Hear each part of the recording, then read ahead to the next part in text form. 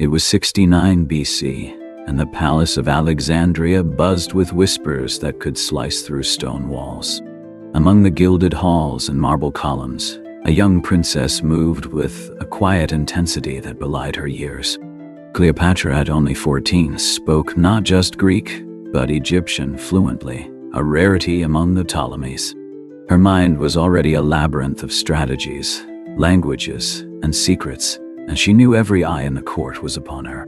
The corridors seemed longer than ever, shadows stretching across the mosaic floors. A servant hurried past, clutching a folded note. Cleopatra's eyes narrowed. She snatched it from the trembling hands. The words were brief but chilling. Trust no one, even family plots in silence. I will not falter, she whispered, feeling the weight of both crown and exile pressing down on her young shoulders. Her father, Ptolemy XII, had left debts that threatened the kingdom, while her brother, Ptolemy XIII, was being groomed as co-ruler, a boy whose temper could ignite war within the palace. Cleopatra realized that every lesson from her Greek and Egyptian tutors, mathematics, philosophy, languages, was not mere education, but armor for survival. Cleopatra, her mentor urged, the council doubts your claim. They whisper that a girl cannot lead Egypt. Let them whisper, she replied confidently. I will make them listen. Even at this tender age, she felt the currents of power shifting beneath her feet. Allies disappeared overnight. Letters with veiled threats were slipped under her door. Every corner of the palace seemed to harbor unseen eyes. And yet, Cleopatra's gaze remained unwavering. She had learned the language of survival, the dialect of intrigue, and the alphabet of politics. By the end of that day, she stood atop the palace balcony, overlooking the Nile as the sun dipped low. The river glittered like molten gold, reflecting both promise and peril.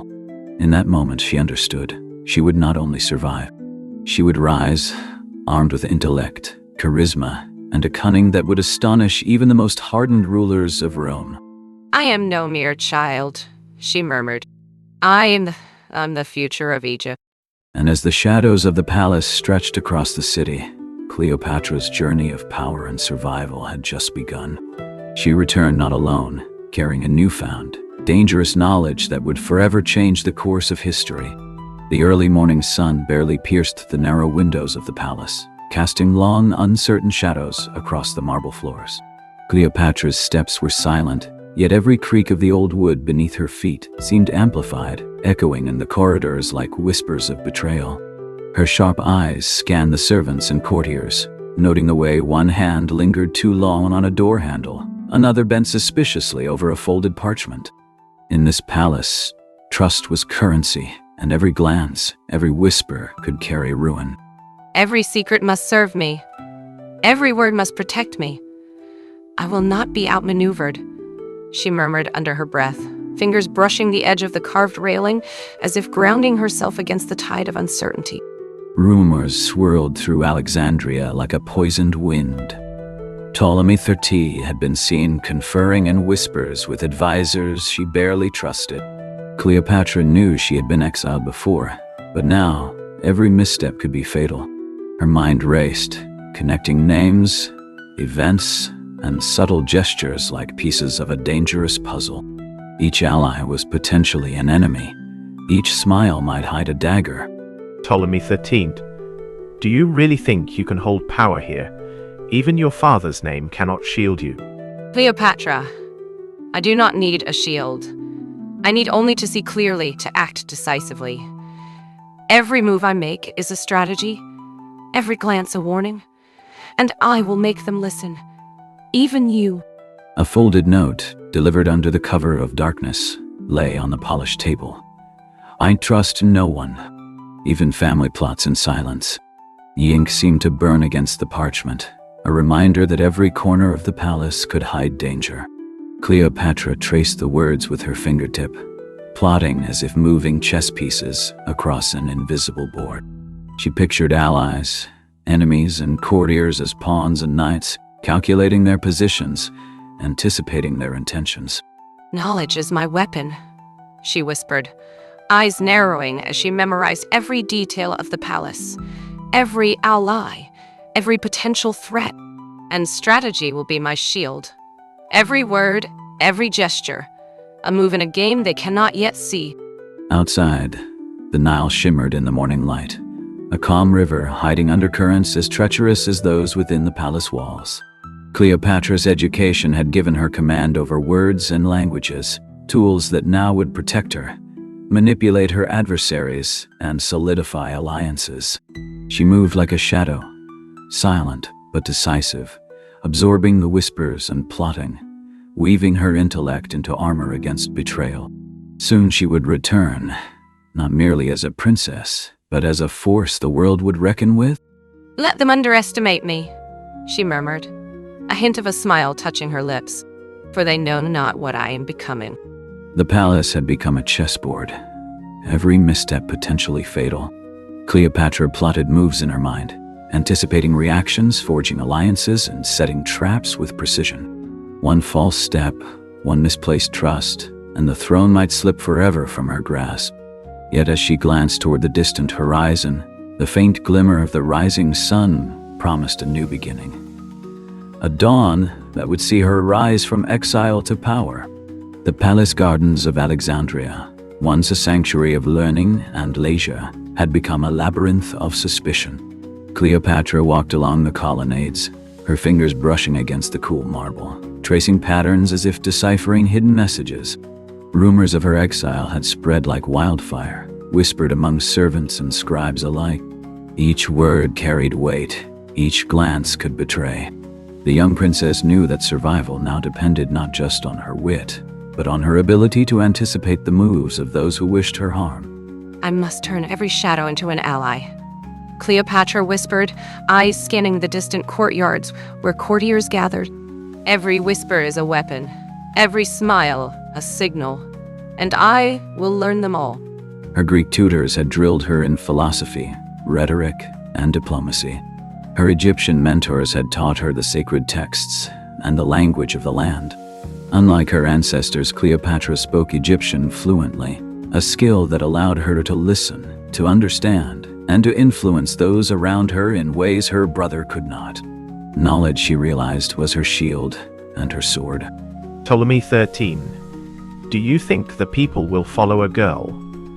Power is not given, it is taken. Cleopatra, then I shall take it with wisdom, not force. And I will show them that the throne belongs not to age, nor to fear, but to those who see clearly what must be done. The palace walls held secrets older than the dynasty itself. One evening, as the sun dipped behind the Nile, a sealed scroll arrived, slipped beneath her chamber door. The seal was unfamiliar, the handwriting precise. Align your alliances or be crushed. Even friends may falter. Cleopatra held the scroll to her lips, inhaling the scent of fresh ink, and felt the weight of both threat and opportunity. Every alliance was a delicate balance, every decision a test of her burgeoning authority. This game is mine to play, she murmured, unrolling the scroll with deliberate care. I will turn fear into loyalty, hesitation into obedience, and I will not fail. The evening breeze carried the faint scent of the river, blending with the aroma of burning incense from the temple nearby. Cleopatra's mind raced, connecting every whispered rumor, every suspicious gesture, every fleeting glance. Her exile had taught her more than any tutor. The throne was not merely inherited, it was claimed through cunning resolve and courage. As the stars appeared over Alexandria, she knew that her true test was just beginning. The city slept, unaware that a young queen was already plotting the moves that would secure her reign. And they think they control me, she whispered to herself, a shadow of a smile forming on her lips. They have yet to see what I am capable of. The palace of Alexandria was alive with secrets, and in every hidden corner, plots and alliances shifted like sand in the wind. Cleopatra would navigate them all, weaving a path between loyalty and betrayal. Tonight, the game had begun in earnest, and the young queen's mind was sharper than any sword. The dawn would bring new challenges, but she was ready. And so, in the quiet of the night, a strategist was born. The early morning sun cast long shadows across the streets of Alexandria. Whispers of Cleopatra's return had spread, carried by merchants, scribes, and even the occasional fishermen along the Nile. Every ear that heard her name trembled with curiosity or fear. But inside the palace, danger still lingered. Ptolemy III's supporters plotted quietly, and every corridor might hide an unseen enemy. I must know who moves in the dark, Cleopatra said, tracing her fingers over a map of the city. And I must turn them to my advantage. No friend, no foe can escape my sight. Her exile in the eastern provinces had been a trial by fire. From the moment she had left Alexandria, she had been forced to negotiate with generals, win over soldiers, and gather intelligence from the smallest villages. Each encounter sharpened her instincts, teaching her which words inspired loyalty and which caused rebellion. A loyal commander approached her, bowing slightly. "Your Majesty, the troops are restless. They doubt the wisdom of a queen so young. What is your command?" Cleopatra, let them doubt. Doubt can be turned into obedience if guided correctly. Speak to them of honor, of Egypt's glory, and remind them why they follow no other. That evening, in the dim glow of oil lamps, she met with scholars and envoys. The air was thick with the scent of papyrus, ink, and burning myrrh. Each conversation was a careful dance, each question a probe. Cleopatra's mind raced, connecting pieces of information, uncovering hidden loyalties, and noting subtle signs of dissent. Every gesture, every hesitation, every whispered agreement was a clue in the complex game she was beginning to master.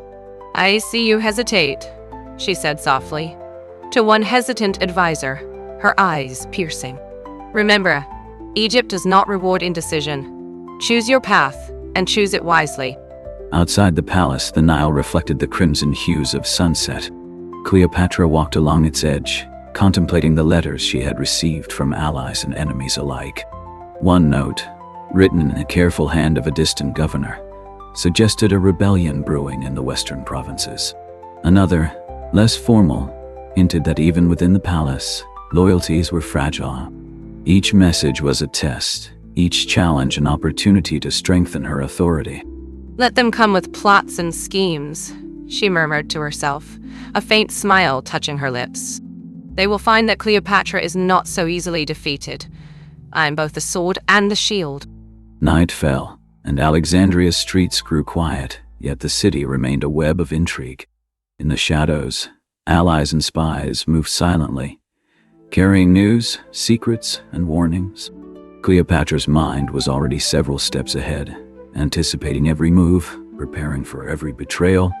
The game of survival had begun anew, and the young queen's strategies would shape the fate of Egypt for years to come. Tomorrow she would meet her greatest challenge yet. The morning mist hung low over Alexandria, curling around the columns of the royal palace. Rumors had spread overnight, whispers of plots, alliances, and unseen betrayals. Cleopatra, young yet unyielding, stood at the balcony, her gaze sweeping over the city that both feared and revered her. They believe I am inexperienced, she said quietly, tracing the edge of the marble railing. But knowledge is the weapon they cannot see, and I shall wield it. Her exile had taught her lessons that no palace tutor could provide. Each encounter in foreign courts, each negotiation with mercenaries, had sharpened her intellect. She spoke fluently in Egyptian, Greek, and several lesser-known tongues, a skill that left even seasoned diplomats wary and impressed. This was her secret advantage, a silent arsenal hidden behind the delicate smile of a young princess. One advisor approached cautiously, bowing low. "Your Majesty, there are reports of dissent among the palace guards. Some question your authority, fearing the wrath of your brother." Cleopatra. Then we shall remind them why loyalty to Egypt matters more than fear of a boy king. Prepare a gathering. Let them see the queen who will lead, not one who trembles. As the guards assembled in the great hall, the air was thick with tension. Each soldier shifted uneasily, unsure whether to expect punishment or promise. Cleopatra entered, her posture regal, her voice carrying over the room with an unexpected authority. She spoke not of threats, but of unity, of Egypt's enduring glory, of honor that transcended fear. The soldiers listened, spellbound, the stirrings of loyalty flickering in their eyes. Every choice, she told them, must serve the land, not personal gain.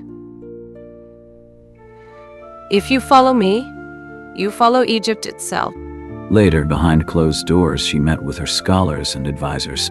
Papyrus scrolls, ink-stained fingers, and whispered strategies filled the room. One map detailed trade routes vulnerable to external influence. Another showed regions where loyalty could be secured with a single well-timed gift. Cleopatra absorbed every detail, her mind spinning threads of alliances, subtle manipulations, and the inevitable confrontations with her brother Ptolemy XIII. I will not be undone by threats, she murmured, fingers brushing the edges of the ancient texts. I will turn every doubt into obedience, every whisper into my advantage. Let them plot. They only sharpen my strategy. As dusk fell, the Palace of Alexandria was no longer just a home. It was a battlefield of intellect. Shadows danced across walls lined with murals of gods and kings, reminding all who entered that power was both a gift and a test. Cleopatra's gaze lingered on the fading sun, knowing that soon she would confront forces that could either cement her reign or tear it apart. And in that moment she felt a thrill, danger and opportunity entwined in a single unstoppable force. Night had settled over Alexandria, and the palace corridors whispered with shadows. Cleopatra, alert and vigilant, moved silently through the halls, each step measured, each gesture deliberate. She knew that every corner could hide a spy, every smile could mask betrayal. They think they can surprise me, she whispered, fingers brushing the cool stone of the walls.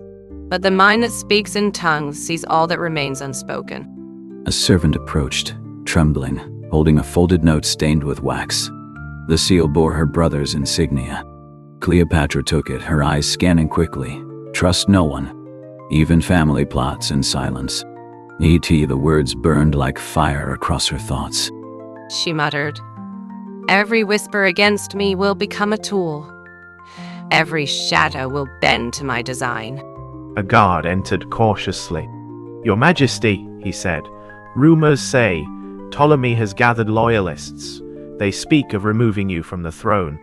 Cleopatra turned, eyes sharp, voice calm but cutting. Then let them come. They will see a queen who is not only prepared, but a step ahead. Prepare the council. Inform the generals in the Syrian garrisons. Every move must be anticipated. In the dimly lit strategy room, maps of Egypt lay spread across the table. Tiny figurines marked troop cities and trade routes. Cleopatra's fingers traced the paths of her enemies, plotting countermoves, anticipating betrayal, and exploiting weaknesses. Every scroll, every whisper from foreign envoys added a piece to her mental chessboard. I will turn fear into respect, she said, doubt into allegiance. Let them underestimate me. They will learn the cost of such folly. As dawn approached, Alexandria stirred with the first light, and the palace was already a hive of cautious activity. Cleopatra observed from her chamber, the weight of her responsibilities pressing on her young shoulders. She understood that survival was no longer just about intellect or charm. It was about outthinking everyone in a game where a single misstep could end in exile or worse. And she felt the thrill of strategy, the intoxicating power of turning threats into opportunity. I will not falter, she said, and they will soon learn that the daughter of Ptolemy is no mere girl. She is the future of Egypt itself. The morning sun cast golden streaks across Alexandria, illuminating the bustling streets and the grandeur of the palace. Yet inside, shadows lingered, and every corridor carried whispers of intrigue. Cleopatra, young but resolute, prepared to meet envoys from distant lands. Each word she spoke a test, each gesture a signal. She greeted the Greek scholars with a calm smile. I am eager to learn from your wisdom and to share the knowledge of our ancestors. Her voice carried authority beyond her years, each syllable precise, measured, and commanding attention. These envoys, representing cities along the Nile and beyond, marveled not only at her command of Egyptian and Greek, but also at the subtlety of her diplomacy. Every question was answered with insight, every doubt addressed with tact, turning potential rivals into cautious allies. A Roman trader whispered to his colleague, "This girl, she understands power in ways that even kings struggle with." Outside, Ptolemy XIII's spies roamed the streets, carrying news of Cleopatra's rising influence. Murmurs of rebellion, murmurs of plots, each word a weapon in the Game of Thrones. Cleopatra knew they listened, yet she walked with poise, as if daring them to act. Turning to her trusted advisor, she said, "Let them watch. Every move they think they can seal, I already anticipate. And if they strike, they will find a queen ready." In the royal library, she spent hours with maps, manuscripts, and letters.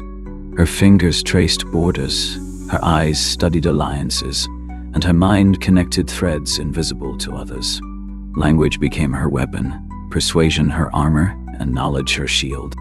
"I will speak where silence reigns," she murmured, "and bend words into shields, truths into swords. My enemies will learn that intellect is mightier than armies." By evening, Alexandria was cloaked in a veil of gold and shadow. Letters from distant governors had arrived, pledging cautious support. Cleopatra read them with a calculating smile, aware that each signature could tip the balance, each seal a promise or a trap. Her young heart carried the weight of destiny, yet in her eyes burned the certainty that she would not falter. She whispered to herself, "Every tongue I speak binds a friend. Every secret I uncover reveals a path. Let Ptolemy try to challenge me. They will only find their plans unraveling." The night descended upon Alexandria, and the palace corridors were silent, but for the occasional whisper of servants and the rustle of robes. Cleopatra moved through the shadows, each step measured, aware that eyes watched from hidden corners. The city beyond the walls thrummed with uncertainty, and every sound could carry a warning or a trap. Trust no one. Even those whose smile may hide daggers beneath their robes. She traced a finger along the edge of a sealed letter, reading between the lines, deciphering loyalties hidden in ink. Her younger brother, Ptolemy XIII, grew restless in his chambers, unaware that his sister's influence had quietly expanded. Reports of governors pledging their support to Cleopatra reached him like a shadowy threat. Each message was a sting, each seal a reminder that his hold on power was tenuous. Ptolemy XIII spoke sharply to his advisors. "How is it that she moves unseen, yet commands the loyalty of the city? I am king here, yet I feel my throne slipping beneath me." Meanwhile, Cleopatra convened with her closest mentors in the library, poring over scrolls of law, history, and treaties. Each knowledge she absorbed became a weapon, each plan a shield. The chessboard of power stretched across Alexandria, and she maneuvered pieces invisible to all but her keen eyes. "We will act not with swords alone, but with words, with minds sharper than any blade. If they think to trap me, they will discover a queen who has already anticipated every step." Outside, a messenger arrived from the Syrian army, bearing news of potential allies and mercenary contingents. Cleopatra read the scroll under flickering torchlight, feeling the thrill of strategy intertwine with the cold reality of danger. Every line of ink offered opportunity and peril. "Let Ptolemy play his games. We will meet force with wit, deception with insight, and every challenge with resolve.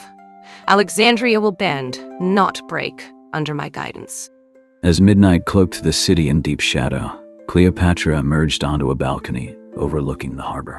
Ships rocked gently under moonlight, and the Nile shimmered like silver ribbons. Each vessel, each distant light, spoke of alliances and dangers alike. In the stillness, she vowed silently, the game had begun and she would not be outplayed. "Every word I speak, every move I make, shapes the fate of empires. Let history remember that Cleopatra was never merely a princess. She was the architect of her own destiny." Dawn broke over Alexandria with a golden haze, yet the palace was anything but peaceful. Courtiers whispered urgently, and servants moved with hurried steps, carrying messages from every corner of the city. Cleopatra sensed the mounting tension like a storm cloud on the horizon, and she prepared herself for the coming challenge. Every ally counts. Every enemy can strike without warning. We must act quickly, for hesitation is a luxury we cannot afford.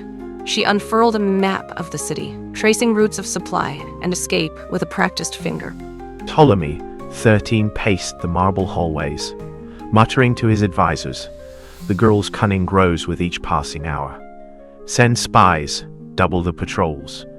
I will not be undermined in my own palace. Cleopatra convened a secret council of her trusted mentors and foreign envoys, her eyes gleaming with determination. Scrolls, letters, and intelligence reports littered the table, each a piece of the puzzle that could shift the balance of power. The army in Syria awaits our call. If we move wisely, their swords will follow our strategy, not their own impulses. Every move must be precise, or Alexandria will suffer. A sudden knock echoed through the chamber, and a young messenger entered, trembling. He handed Cleopatra a folded note, sealed with unfamiliar insignia. Her eyes narrowed as she read. Allies in the east are ready, but betrayal lurks closer than expected. Every line of ink bore both hope and threat. No hesitation. Every word, every gesture, every smile must serve my plan. They think they control me, but they will discover a queen who masters both mind and heart. The morning sun glinted off the rooftops of Alexandria as Cleopatra departed the palace in disguise, moving through crowded streets unnoticed. Merchants shouted, children played, and the scent of spices mingled with the salt from the nearby harbor. Every ordinary sound masked the extraordinary plot unfolding beneath the city's surface. The city will bend, but only under my command. By twilight, news of troop movements reached the palace. Syrian allies had begun their march, unseen and silent. Ptolemy XIII remained unaware that the walls he trusted were already shifting beneath his feet. Cleopatra, hidden in plain sight, smiled faintly. Her long game was beginning, and Alexandria would never be the same. Night fell over Alexandria, and the city seemed to hold its breath. Torches flickered along the palace walls, casting long shadows that danced like silent conspirators. Cleopatra stood at a balcony, surveying the city she was destined to command. Every step I take must be calculated. One misstep, and all is lost. But tonight, the pieces finally align. Ptolemy XIII, unaware of the silent movements of the Syrian troops, barked orders to his generals. Keep the gates secure. Watch every alley. No one moves without my knowledge. In the hidden chambers beneath the palace, Cleopatra's closest advisors gathered maps, letters, and plans of the city. Each scroll revealed not only potential allies, but also threats that could strike from within. The air was thick with anticipation, the scent of burning incense mingling with the metallic tang of tension. Our strategy must be flawless. Ptolemy will see only what I allow him to see. Every word whispered in his ears will bend his actions unknowingly to my will. Outside, in the silent streets, messengers and scouts moved like shadows, delivering coded signals. The Syrian army in the distance advanced under the cover of darkness, their lanterns glimmering faintly like fireflies, unseen by the palace guards who believed they were secure. One general, uneasy and suspicious, whispered to Ptolemy XIII, "My lord, strange movements in the east, reports of soldiers gathering." But Ptolemy waved him off, convinced that nothing threatened his rule. The time has come. We act not as the exiled princess, but as the rightful ruler. Alexandria will remember tonight as the night it witnessed the rise of a queen. A hush fell over the city as the first coordinated signals were sent. Lanterns in alleyways, a drumbeat in the distant harbor, a whisper among trusted servants. Cleopatra, poised and fearless, moved through the shadows, her mind calculating, her heart steady. She had survived exile, betrayal, and uncertainty. Now, the moment to reclaim her throne had arrived. And as the distant sounds of approaching troops echoed faintly over the Nile, a single thought crossed Cleopatra's mind. They will see me, but they will not yet know me. The city held its breath, and history waited on the edge of night. In the sweltering heat of Alexandria, Rumors whispered through the palace corridors, carrying tales of a queen whose ambition was as sharp as her mind. Cleopatra had prepared for this meeting for weeks, orchestrating every detail with meticulous care.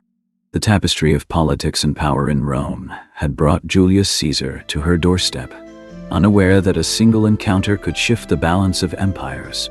Hidden within the folds of a luxurious carpet, Cleopatra was smuggled into the presence of the Roman leader. Not merely an act of audacity, but a calculated political maneuver that would secure her throne and her people's future. She stepped out gracefully, meeting Caesar's gaze with unwavering confidence, her every movement a testament to her strategic genius. Caesar, you are as daring as history remembers, Cleopatra. Her eyes flickered with a mixture of respect and calculation, knowing that this meeting was only the beginning. Around them, the palace hummed with intrigue. Courtiers whispered about the foreign queen who could charm and manipulate with equal skill. Yet every smile and word exchanged carried the weight of politics and the threat of Roman scrutiny. Indeed, Caesar. Every choice I make serves the survival of Egypt. As they conversed, messages of loyalty and warnings of betrayal passed unseen. Cleopatra's mind raced, mapping alliances, weighing the consequences of each word. This was a chessboard of nations, and she played with unerring precision. Rumors would later swirl across Rome, painting her as a seductress and a danger to noblemen. But the truth remained hidden in Alexandria's chambers, known only to those who understood her strategic mind.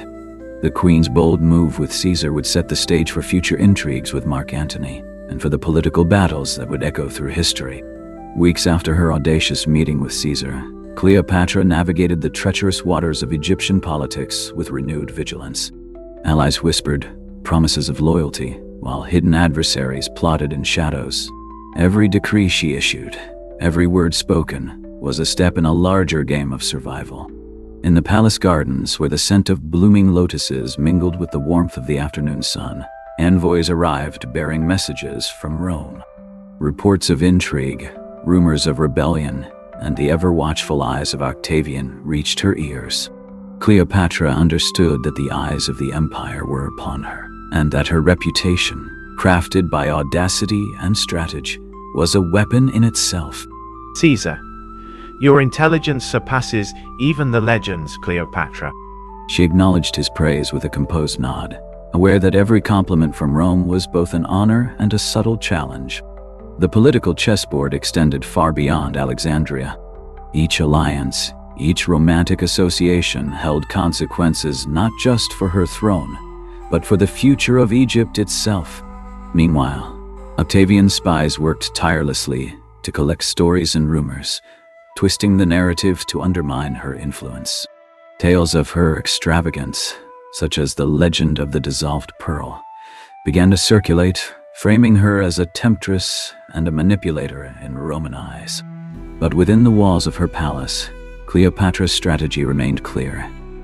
Every move, every word was calculated to strengthen her position and protect her people.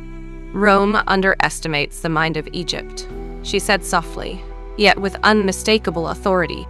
Even as she spoke, she envisioned the coming years, where her alliances would shift and expand. The seeds sown in these quiet moments would one day influence the destinies of nations and echo through history. And in the shadows, a new chapter awaited with Mark Antony, whose arrival would entangle hearts and empires alike. Months passed, and the presence of Mark Antony in Alexandria shifted the political landscape dramatically. The city, already abuzz with whispers, now became a stage for diplomacy and desire, where every glance and gesture carried meaning. Cleopatra, ever aware of the delicate balance between attraction and strategy, prepared to meet Antony not just as a partner, but as a key ally in her game of survival. The palace chambers glimmered with candlelight, reflecting gold accents and silken draperies. Antony entered with measured steps, his reputation as a warrior and statesman preceding him. Yet Cleopatra saw beyond his public persona, discerning ambitions, vulnerabilities, and the subtle inclinations of his mind. Antony, Cleopatra, your fame reaches even the ears of Rome. Tell me, do you weave destiny as deftly as rumor suggests? She smiled faintly, a calculated warmth that concealed both her admiration and her caution. In their private council, plans unfolded, alliances discussed, contingencies weighed, and a subtle tension that suggested both trust and challenge. Every decision here had repercussions in the courts of Rome and the streets of Alexandria alike. Rumors, always rampant, now painted their partnership as a tale of passion, yet the truth was a sophisticated dance of power and survival. Cleopatra leveraged these stories, letting them shape perception without compromising her strategy. Octavian, observing from afar, interpreted each gesture as a threat, preparing propaganda to depict Antony as a pawn and Cleopatra as a manipulative sorceress. Every story told in Rome has its own shadow, Cleopatra said, her tone calm yet incisive. We must act so that the shadows protect us rather than betray us. And so, as nights turned to dawn, their partnership deepened, blending diplomacy, desire, and the unyielding drive for power. Egypt itself became a chessboard, and the moves of two of history's most influential figures would set the course for decades to come. Yet Cleopatra remained vigilant. Behind every compliment, every subtle nod, lay the eyes of Octavian, watching, waiting, plotting. The tension in Alexandria thickened as news from Rome arrived with relentless precision. Octavian's whispers traveled faster than any messenger, shaping perception and fueling suspicion.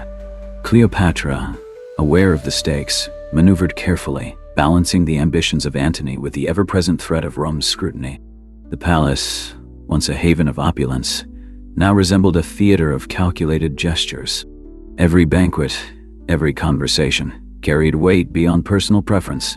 Each smile, a potential declaration of allegiance or defiance. Cleopatra convened her closest advisors, mapping contingencies, assessing loyalties, and preparing for the inevitable political storm. We cannot allow perception alone to dictate power, Cleopatra said, her voice steady and commanding. Every move we make must serve strategy and survival. Amid the intrigue, the children of Antony and Cleopatra grew under watchful eyes.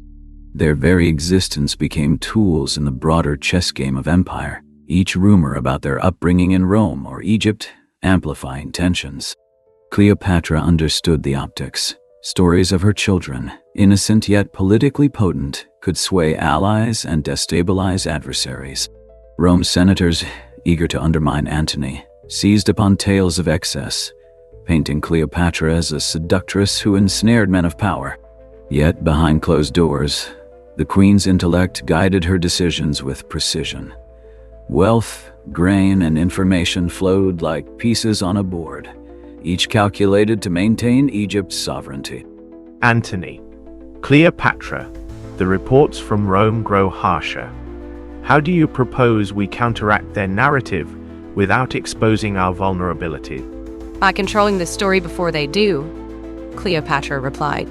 We will let whispers become tools, and every rumor will serve our design. Strategy, not fear, must guide us. As days passed, the subtle interplay of power, perception, and personal loyalty intensified. Alexandria was a crucible of intrigue, where love, ambition, and strategy intertwined. Cleopatra's every decision, while intimate and personal, resonated across continents, shaping the destiny of empires and the fate of her lineage. Tensions escalated as Rome's propaganda machine targeted Antony and Cleopatra with relentless precision. Rumors of betrayal, extravagance, and scandal spread through the city, threatening to destabilize their alliance. Cleopatra, ever perceptive, understood that information itself was a weapon, and she prepared to wield it with unmatched skill. The children of Antony and Cleopatra, symbols of both hope and leverage, were watched closely. Every detail of their upbringing and public appearance was scrutinized and twisted into narratives that could ignite dissent in Rome and fear in Alexandria. Cleopatra's strategy was clear: turn every rumor to her advantage, let whispers become instruments of influence. We cannot allow their stories to define us, Cleopatra said, her voice firm. Every word they speak can be reshaped to strengthen our position. Antony, we must anticipate their moves before they are made. Antony, And if the Senate pushes further, the public is swayed by spectacle and scandal. Then we shall craft a spectacle of our own, Cleopatra replied. A demonstration of unity, power, and cunning that even Rome cannot ignore. We act not out of passion, but as architects of destiny. Preparations began for public displays of loyalty and strength. Alexandria became a stage where every banquet, procession, and diplomatic meeting served a dual purpose. The facade of elegance masking a rigorous strategy of influence. Cleopatra's mastery of perception was unrivaled. Through controlled appearances and subtle manipulations, she ensured that allies remained loyal and adversaries uncertain. The queen's mind was a labyrinth of calculations, weighing the potential consequences of every action. The shadow of Rome's scrutiny loomed large, yet Cleopatra's resolve remained unwavering. Even the smallest gesture, a carefully chosen robe, a well-timed smile, carried meaning, shifting the balance in her favor. As whispers from Rome intensified, the stakes could not be higher. Cleopatra and Antony were entangled in a web of ambition, perception, and propaganda, where a single misstep could alter the course of history. Yet through strategy, intellect, and daring, the queen continued to shape her destiny and the fate of her lineage. The tension between Alexandria and Rome reached a boiling point. Overt propaganda from Octavian painted Antony as reckless and Cleopatra as a manipulative seductress. Every courier from Rome carried tidings designed to sow doubt and erode trust. Cleopatra knew the moment had arrived to act decisively. Private councils were held, alliances reaffirmed, and messages carefully crafted to counter the Roman narrative.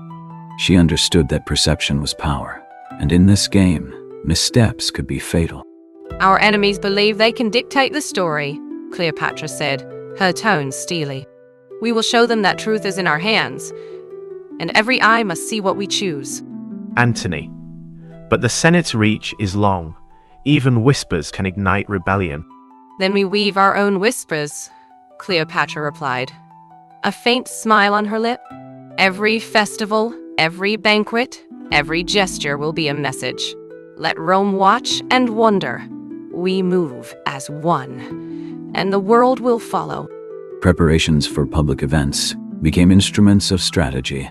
Alexandria was transformed into a theater of influence, where the queen's brilliance in diplomacy and display was evident to all who observed.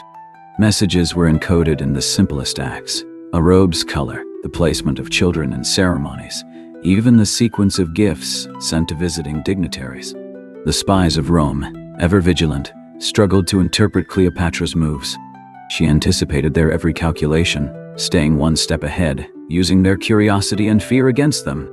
In this subtle battle of minds, Antony's support was invaluable, yet he too had to navigate the treacherous currents of rumor and political pressure.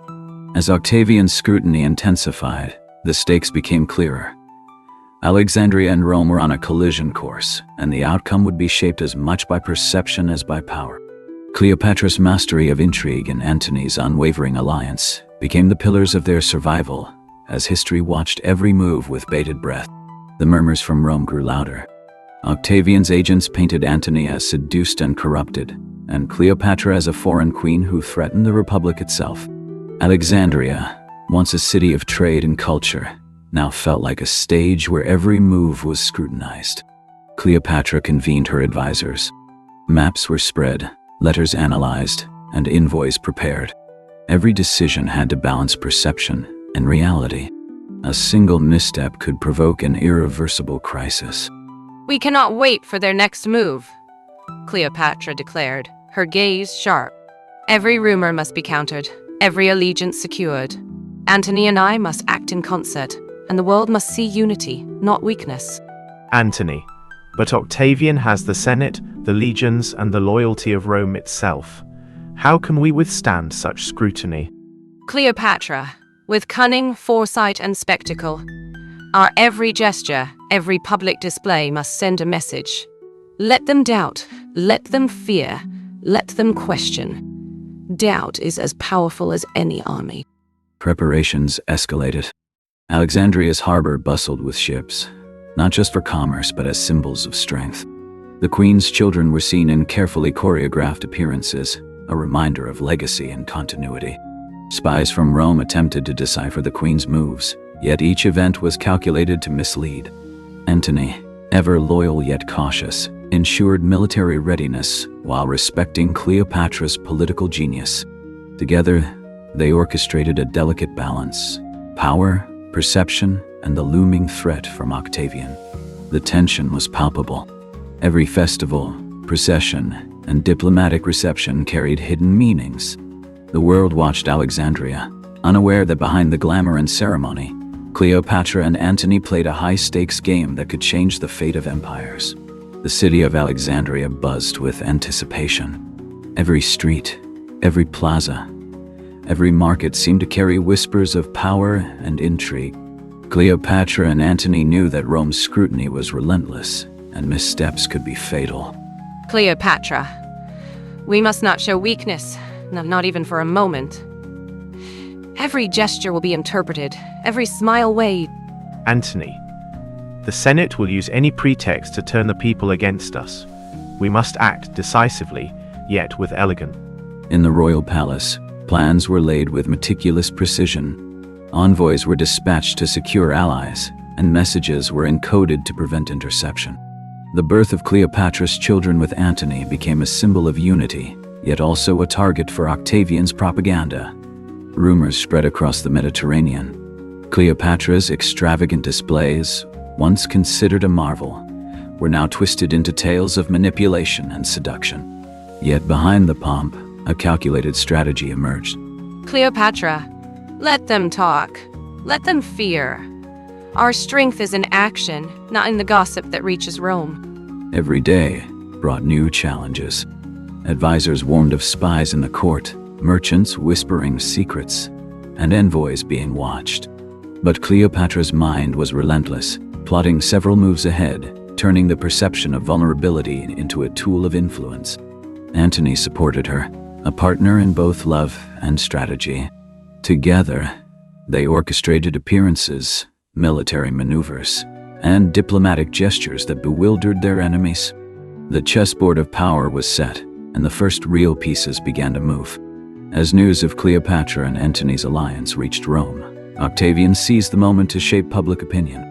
Rumors of excess, corruption, and betrayal swirled through the Senate and across the city streets. Antony, their words are poison, but we cannot falter.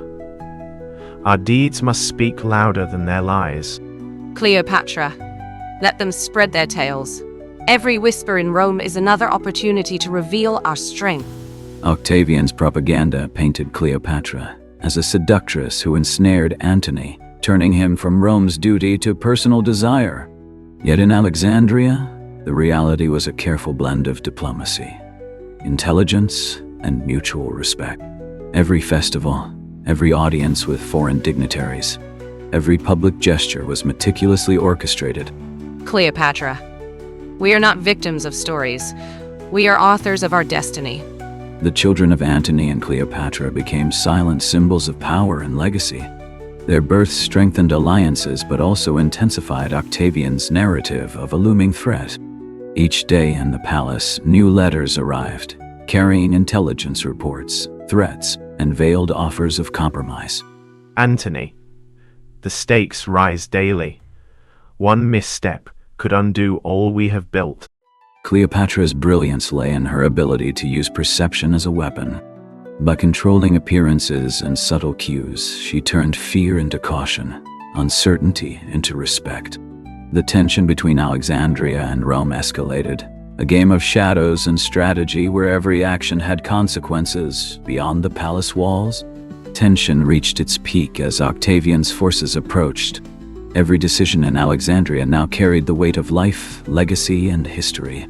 Cleopatra and Antony prepared their final strategies, aware that Rome's propaganda machine had already painted their story. Cleopatra, our enemies underestimate the power of unity and foresight. We must act decisively, yet with subtlety. Antony, every ally counts. Every message sent and received could tip the scales. We are as much diplomats as warriors now. Octavian's propaganda had painted them as reckless lovers, but the truth was far more calculated. Cleopatra's charm was a tool, Antony's loyalty a shield, and together they maneuvered through political minefields with precision. Yet whispers of betrayal and fear never ceased, both inside the palace and across the empire.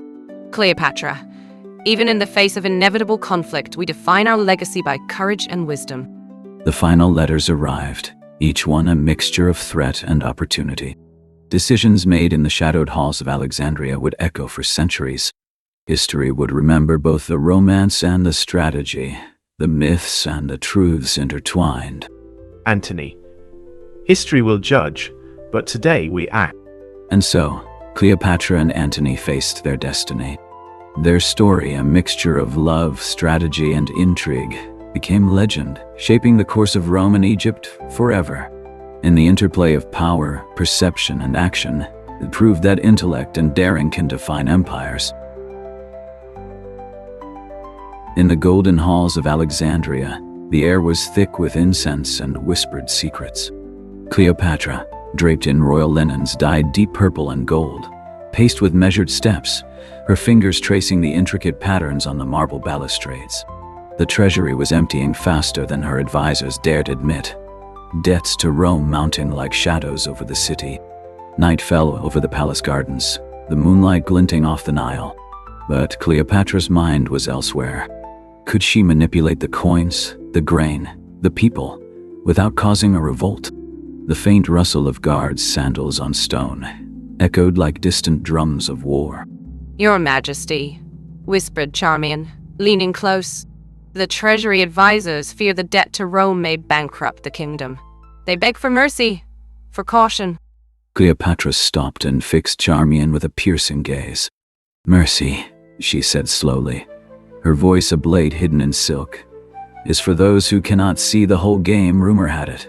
She had already begun devaluing the coinage, secretly reducing the silver content to stretch Egypt's wealth further.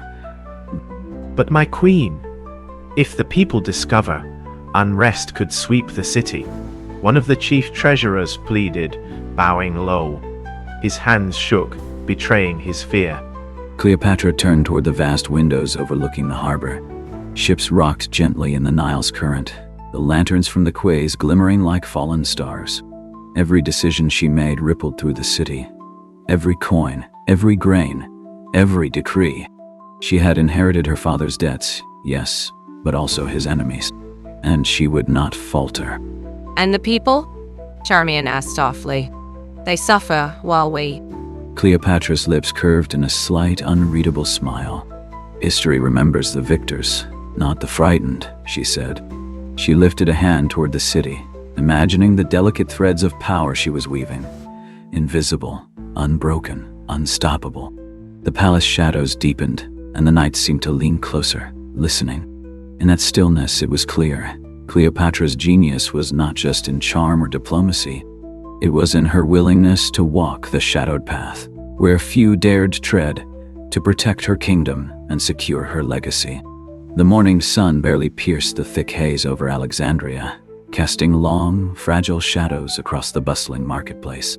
Cleopatra stood on the balcony of her private chambers, observing the merchants below, their hands counting coins and measuring grain. Each transaction, each whispered complaint, fed into the larger web she wove, a web of power, control, and calculated fear. Your Majesty, whispered Eros, stepping close, her fingers trembling as she held the scrolls. The grain prices are rising, and the people grumble. They whisper that the treasury has been tampered with. Cleopatra's eyes narrowed, not with anger but with the calm precision of a strategist. She knew the risk. Devaluing the coinage could lead to unrest, even rebellion. Yet, without bold action, Rome would claim Egypt's riches, leaving her kingdom in chains. Queen, if the citizens rise, we could lose the city, pleaded Apollodorus, chief treasurer, bowing low. His voice quivered, betraying both fear and frustration. Cleopatra turned slowly, the flowing silk of her tunic rustling like a whispered threat. Then we ensure they rise with our guidance, not against it. Her gaze swept over Alexandria, from the glittering Nile to the stone-paved streets, imagining every twist of fate she could manipulate. In her mind, every merchant complaint, every rumor, every fearful glance became a tool, a subtle nudge toward her vision of stability and power. And the priests? Arias asked. Some say they may curse the city for such tricks with money. Cleopatra's lips curved into a shadow of a smile. Let them whisper, she said. Curses are for those who fear the storm. We are the storm. Rumor had it she even experimented with poisons on condemned prisoners to understand subtle control over life and death. Though no proof exists, and only whispers of the practice survive. That night, as the torches flickered along the palace walls, the queen's mind was a maelstrom of strategy, each decision a step deeper into the shadows of power. The city below carried on, oblivious to the quiet machinations above. Alexandria would not remember these days in its histories, but Cleopatra did. Every decision, every subtle manipulation, etched her name deeper into the annals of ambition and cunning. By the following week, Alexandria's streets hummed with whispers of discontent. Merchants exchanged wary glances, their voices low, as they counted coins that felt lighter than before. Cleopatra, seated in her private study, traced her fingers over maps and ledgers, each mark representing power, risk, and opportunity. Every choice she made now could ignite chaos or solidify her control over Egypt. Your Majesty, complaints reach even the temples, said Charmian, bowing slightly. Priests question the value of silver coins and the shortage of grain. People murmur that Rome will soon intervene. Cleopatra lifted her head, her eyes sharp as obsidian. Let them murmur, she said. Whispers do not topple kingdoms. Only action does. Her gaze swept across the sunlit room, where scrolls of decrees, letters from Rome, and reports from her agents lay spread. According to some sources, she had secretly redirected grain to favored districts, ensuring loyalty from certain merchants while creating scarcity elsewhere. A dangerous balancing act.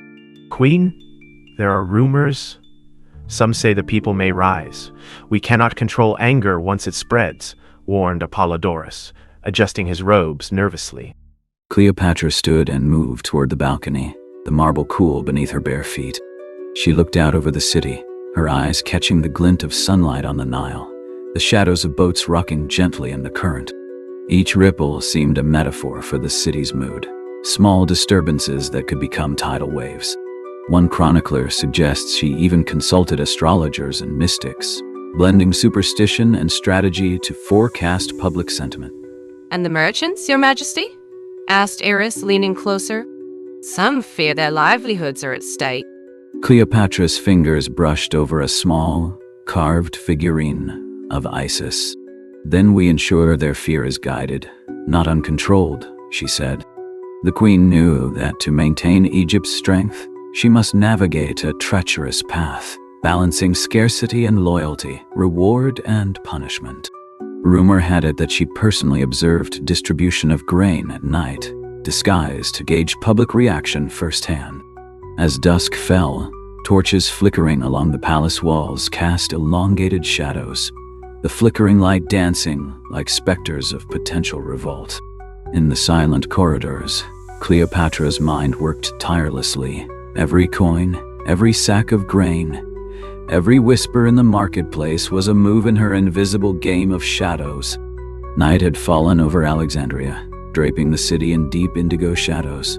Cleopatra moved silently through the palace halls, her footsteps echoing softly against polished marble. The air was thick with the scent of burning oils from torches mounted along the walls, flickering light dancing across ornate mosaics. Tonight, she would witness the consequences of her calculated gamble firsthand. Your Majesty, the people are gathering near the granary, whispered Iris, gripping the edge of Cleopatra's cloak. They demand explanations, and the merchants are furious. Cleopatra's eyes narrowed, glinting in the torchlight. Let them speak, she said. Knowledge of fear is power. We observe, we learn, we control. According to one chronicler, she even had agents embedded among the crowd, noting every gesture, every whispered word, every flicker of doubt. Her face remained composed, but inside, a storm of calculations churned. Queen, they are shouting now. Some threaten violence if the grain shortage continues, said Apollodorus, sweat beading his brow. Cleopatra stepped onto the balcony overlooking the square, the torchlight casting her shadow long and commanding. She observed children clutching their mothers' skirts, merchants waving empty ledgers, and guards attempting to maintain order. Each reaction was a clue, each fear a tool. Rumor had it she even tested public patience intentionally, delaying grain distribution to measure loyalty versus revolt. How far will she push them? Eros murmured, fear lacing her tone. Cleopatra's lips curled in a faint, knowing smile. Far enough to reveal their true allegiance, she replied. Her mind darted between strategies. Bribes, subtle threats, rewards for loyalty, punishments for dissent. By the time the torches burned low, she had already devised the next step, a calculated move to secure both power and perception. One historian notes that her cunning often blurred the line between mercy and manipulation. The city below settled into uneasy silence as the night deepened. Cleopatra retreated to her chamber, aware that every whisper in the shadows, every flicker of unrest, was part of her greater design.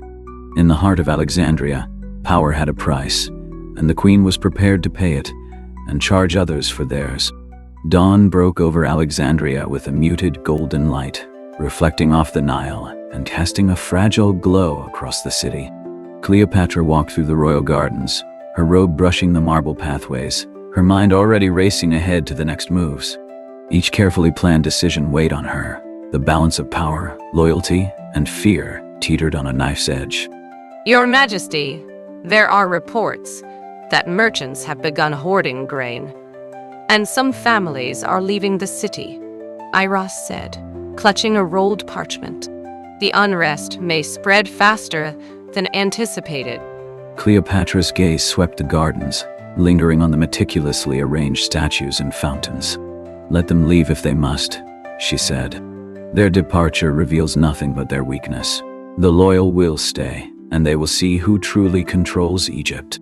According to one memoirist, she often watched the city herself, disguised among commoners, observing loyalty and fear firsthand.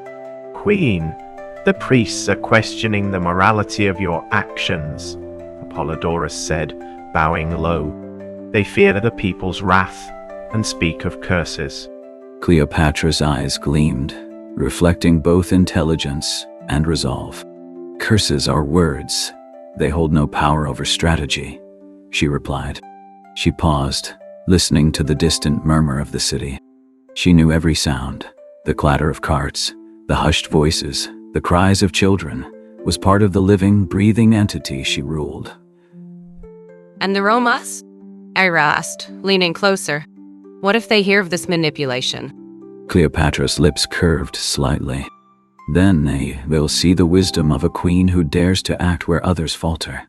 She envisioned every possible scenario. Alliances, betrayals, and the delicate dance of diplomacy. Rumor had it she even experimented with subtle intimidation, sending anonymous letters to merchants hinting at potential penalties. Though no record confirms it, the whispers persisted. As the sun climbed higher, shadows lengthened and disappeared, much like the fears of those too cautious to act. Cleopatra's mind was already steps ahead, plotting, measuring, and ensuring that each ripple of unrest would serve her greater design. In the chessboard of Alexandria, she was both queen and strategist, moving unseen pieces with precision and daring. Evening fell like a velvet curtain over Alexandria, the sky painted with hues of crimson and deep purple. Cleopatra walked through the dimly lit corridors of her palace, torches flickering along the walls, casting elongated shadows that danced like specters. Every flicker reminded her of the delicate balance she maintained between power and chaos. Your Majesty, some districts report disturbances, protests, minor riots, Eros whispered, glancing nervously at the torch's flames. The people are angry, frightened. Cleopatra paused, her silhouette cutting a sharp line against the warm glow. Fear is a tool, she said, but it must be guided. Uncontrolled, it destroys. Directed, it commands. Rumor has it she had spies embedded even among children playing in the streets, observing, noting, predicting. She turned a corner to her private council room, where ledgers and scrolls awaited, each one a fragment of her vast, invisible network. Queen, there are whispers that merchants are hiding supplies and planning to bypass the royal markets, Apollodorus said, his voice low. If the grain disappears, so does trust.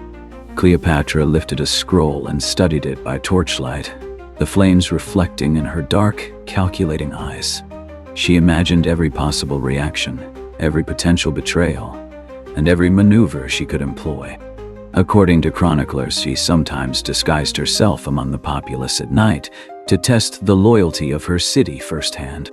And the priests, Your Majesty. Their murmurs are growing louder. Cleopatra's lips curled slightly, almost imperceptibly. Let them murmur. Their voices are but shadows compared to the weight of strategy.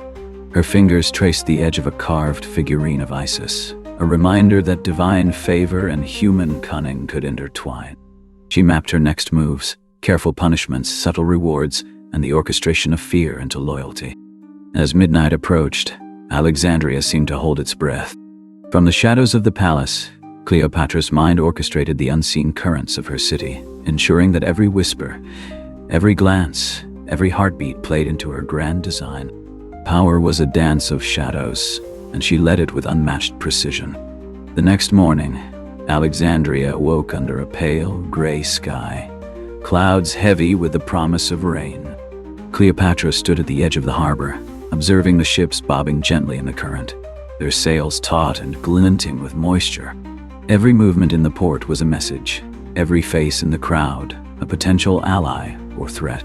Majesty, word has spread that some citizens plan to defy your decrees, Ara said, her voice trembling. There's fear, yes, but also anger. Cleopatra's gaze hardened, the wind whipping her dark hair across her face. Anger is predictable, she said, and predictable actions are manageable. One historian notes that she often used staged inspections and public appearances to gauge sentiment, carefully noting the reactions of onlookers. Each gesture, every whispered rumor, became data to refine her control. Queen, the Romans have heard whispers of the unrest, Apollodorus murmured. They may question Egypt's stability. Cleopatra turned to him, eyes sharp as obsidian. Let them question, she said. The story they tell is theirs. The truth is mine to shape. She imagined letters, decrees, and subtle messages sent through trusted couriers, tools to manipulate perception as deftly as she manipulated resources. And if the people rise? Ara asked, clutching her robes. If the city turns against you? Cleopatra smiled faintly, a curve of calculated calm. Then they will learn that the hand of a queen is both firm and unseen. Power is not in the sword alone, but in the mind that guides it. According to rumor, she sometimes staged minor punishments as a demonstration, not out of cruelty, but to solidify authority and test loyalty. Rain began to patter against the harbor, silver droplets glinting on sails and water. Cleopatra's thoughts drifted like the current, flowing through networks of allies, spies, and informants. Every plan, every countermeasure, every subtle maneuver wove the intricate web that kept her city under her silent, omnipresent control. In Alexandria, power had many faces, and she wore them all. Twilight descended over Alexandria, painting the sky in bruised purples and deep oranges.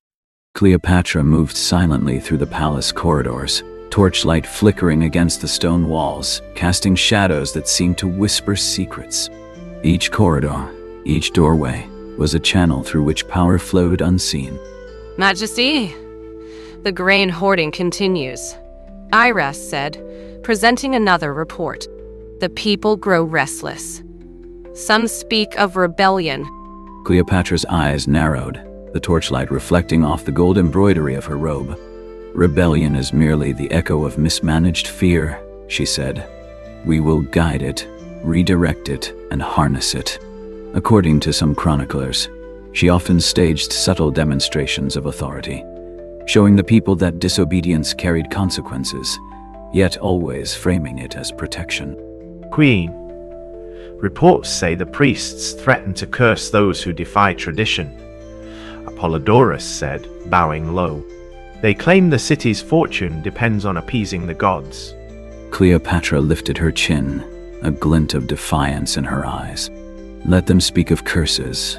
True power lies in understanding, in foresight, and in the ability to act where others hesitate. She envisioned strategies that intertwined faith, fear, and loyalty, each action reinforcing her dominance. And the Romas, Majesty? They are aware of these disturbances, Iris murmured. Cleopatra's lips curled slightly, almost imperceptibly. Then they will witness a ruler who bends chaos to her will. She traced a pattern on the marble floor, imagining each move as a piece in a greater game of influence, observing how each ripple of unrest could be transformed into control. Rumor suggests she occasionally sent anonymous threats to key dissenters, reinforcing obedience without ever revealing her hand. Night deepened, shadows swallowing the corridors, while outside, Alexandria's streets whispered with uncertainty. Cleopatra's mind worked ceaselessly, threading manipulation, observation, and subtle intimidation into a tapestry that would ensure her city remained under her unseen command. Every shadow, every flicker of torchlight, every murmur in the night was part of her intricate design. Dawn broke over Alexandria with a soft golden haze, filtering through the palace windows and touching the marble floors with warmth. Cleopatra stood at her balcony, gazing at the city below. From here, the labyrinth of streets and markets seemed calm. Yet she knew that beneath this calm lay currents of fear, intrigue, and ambition. Your Majesty, there are rumors that merchants are withholding grain shipments again, Iris said, clutching a scroll. They fear retribution, or perhaps plotting against you. Cleopatra's dark eyes flickered with a mix of calculation and resolve.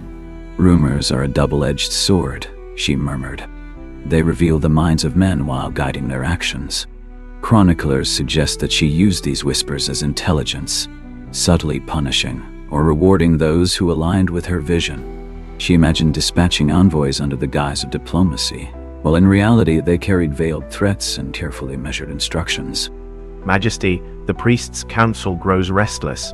They question your decrees and threaten to turn the populace, Apollodorus said.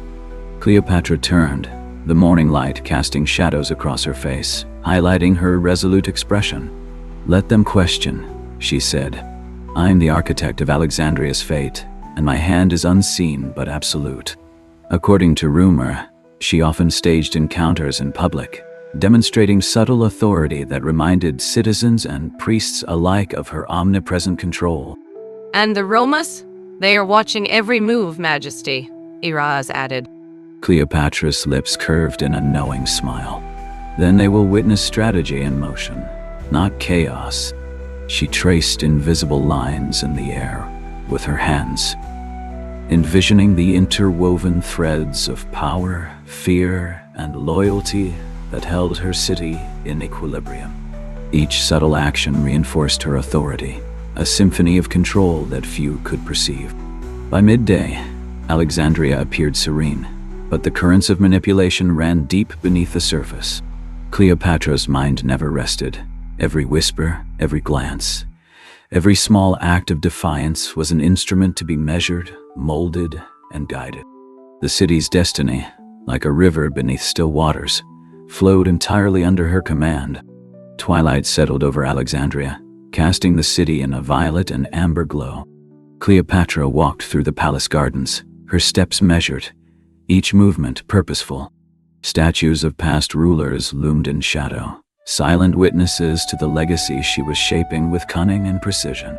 Majesty, the merchants speak of rebellion again, Iraz whispered, glancing nervously at the fountain's water reflecting the fading light. The people, they question your authority. Cleopatra's dark eyes glimmered like polished obsidian. Fear and respect are threads of the same fabric, she said. I will weave them into a tapestry that none may unravel. According to some historians, she occasionally orchestrated controlled crises, allowing unrest to rise only to demonstrate her power and resolve. Queen, even the Romans are uneasy. They watch Alexandria closely, awaiting any sign of weakness, Apollodorus said. Cleopatra turned her gaze to the horizon, where the sun dipped below the harbor. Let them watch, she murmured. They see only the surface. They do not perceive the depth of my control. Every letter sent, every envoy dispatched, every subtle threat or reward was a carefully orchestrated instrument in her symphony of governance. And the people? Majesty, what of their trust? Hera asked. Cleopatra smiled faintly, a curve of calculated serenity. Trust is earned and manipulated alike, she replied. The mind can guide where the sword cannot. Influence is invisible, but its impact echoes forever.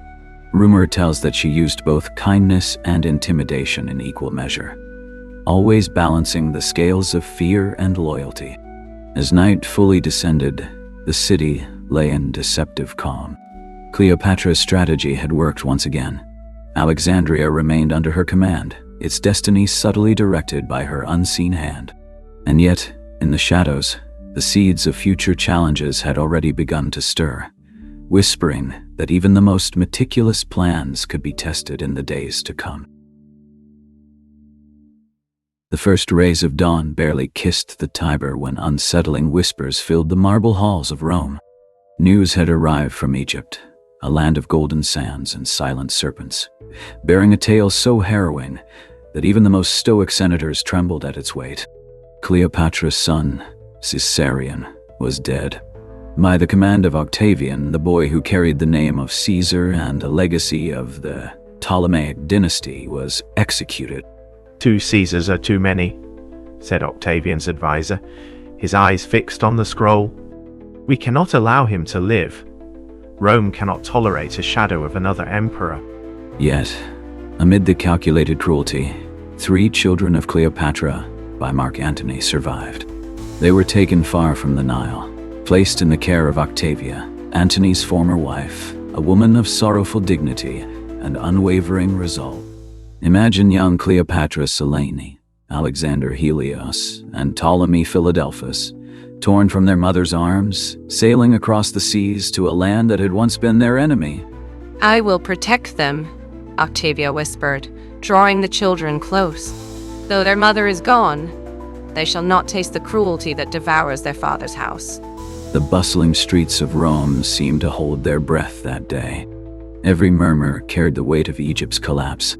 Scholars later speculated, some more cynically than others, that Cleopatra's final act had been a desperate gambit, designed to secure sympathy for her children, casting them as innocents amidst the ruthless ambitions of men. But the truth remained as elusive as the shadows clinging to the Palatine Hill.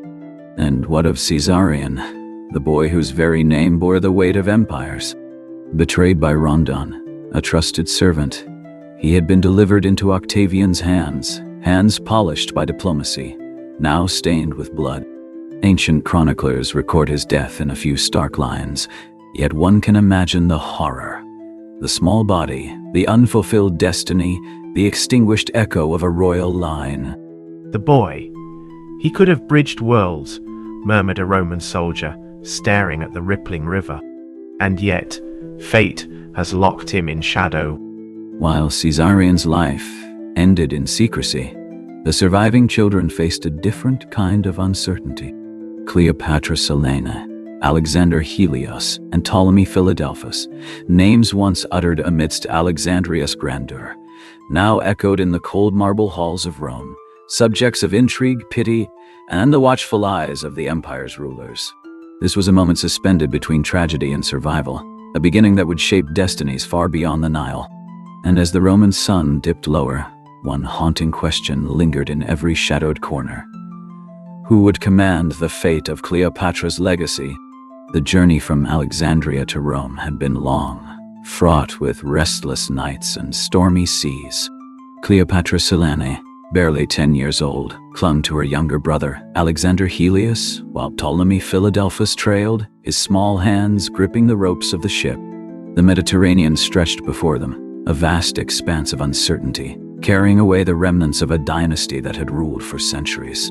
Hold fast, my children, Octavia murmured, her eyes scanning the restless waves. The world may have cast you away, but you will not be lost in its shadows. Arriving in Rome, the children were placed in a household that was at once grand and alien. Marble corridors gleamed under the sun, but every corner seemed to whisper of a city that had once been an enemy. Here, they were to learn the customs of Rome, speak its language, and hide the legacy of their mother and father beneath the veneer of obedience and innocence. These children are heirs not only to Egypt, Octavia's tutor remarked, but to a shadowed past. Every word they speak, every gesture, will be watched by the Senate. They must learn discretion, and quickly. Days turned into months. Cleopatra Selene displayed a keen mind, absorbing Latin and Greek with a diligence that impressed even the most rigorous scholars. Alexander Helios, spirited and restless, often wandered the gardens, his small frame darting between fountains and statues, dreaming of the Nile that seemed like a fading memory. Ptolemy Philadelphus, quieter, observed silently, his eyes reflecting a blend of curiosity and sorrow beyond his years. You must learn to speak with your hands as well as your words, Octavia advised, guiding the children through gestures and protocols of the Roman court. Control is your shield, intelligence, your sword. Yet, the shadow of their past lingered like an uninvited guest. Rumors of their father's defeat and their mother's dramatic end followed them in whispers. One noblewoman claimed, "These children carry a poison in their veins. Royal, but dangerous." Another, more sympathetic, observed, "They are the living memory of two empires, and their hearts are not yet tainted by politics." Do they know who they are? Asked a Roman guard, watching the children play in the courtyard. Or are they shadows of a queen's ambition, kept innocent for the sake of appearances? The tension in the household was palpable. Octavia balanced affection with vigilance, ensuring the children grew strong yet cautious. She instilled lessons not only of language and culture, but of survival in a city that could be as merciless as any battlefield. In the quiet evenings, she would tell them stories of virtue, honor, and the perils of power, careful never to reveal too much of the world they had lost, or the enemies who watched them still. And so, amidst the grand halls of Rome, the children of Cleopatra learned to navigate a delicate world of protection and peril. Yet even under Octavia's careful watch, questions lingered. Would the shadows of their parents' legacy ever catch up to them? And who in the vast empire would remember and seek? The heirs of Egypt. Rome was a city of whispers and calculated smiles, where power flowed not only through armies, but through subtle words and hidden messages. The children of Cleopatra, though young, were already pawns in a game far larger than any playground they had left behind. Octavian, the man who had ordered Caesarion's death, watched from afar, ensuring that the legacy of Egypt would not rise again to challenge Rome. Keep them close, Octavia. Octavian instructed through letters carried by trusted messengers. They must grow within your walls, ignorant of ambition, yet always aware that Rome watches. The household became a theater of caution. Every word spoken by the children was observed, every glance noted.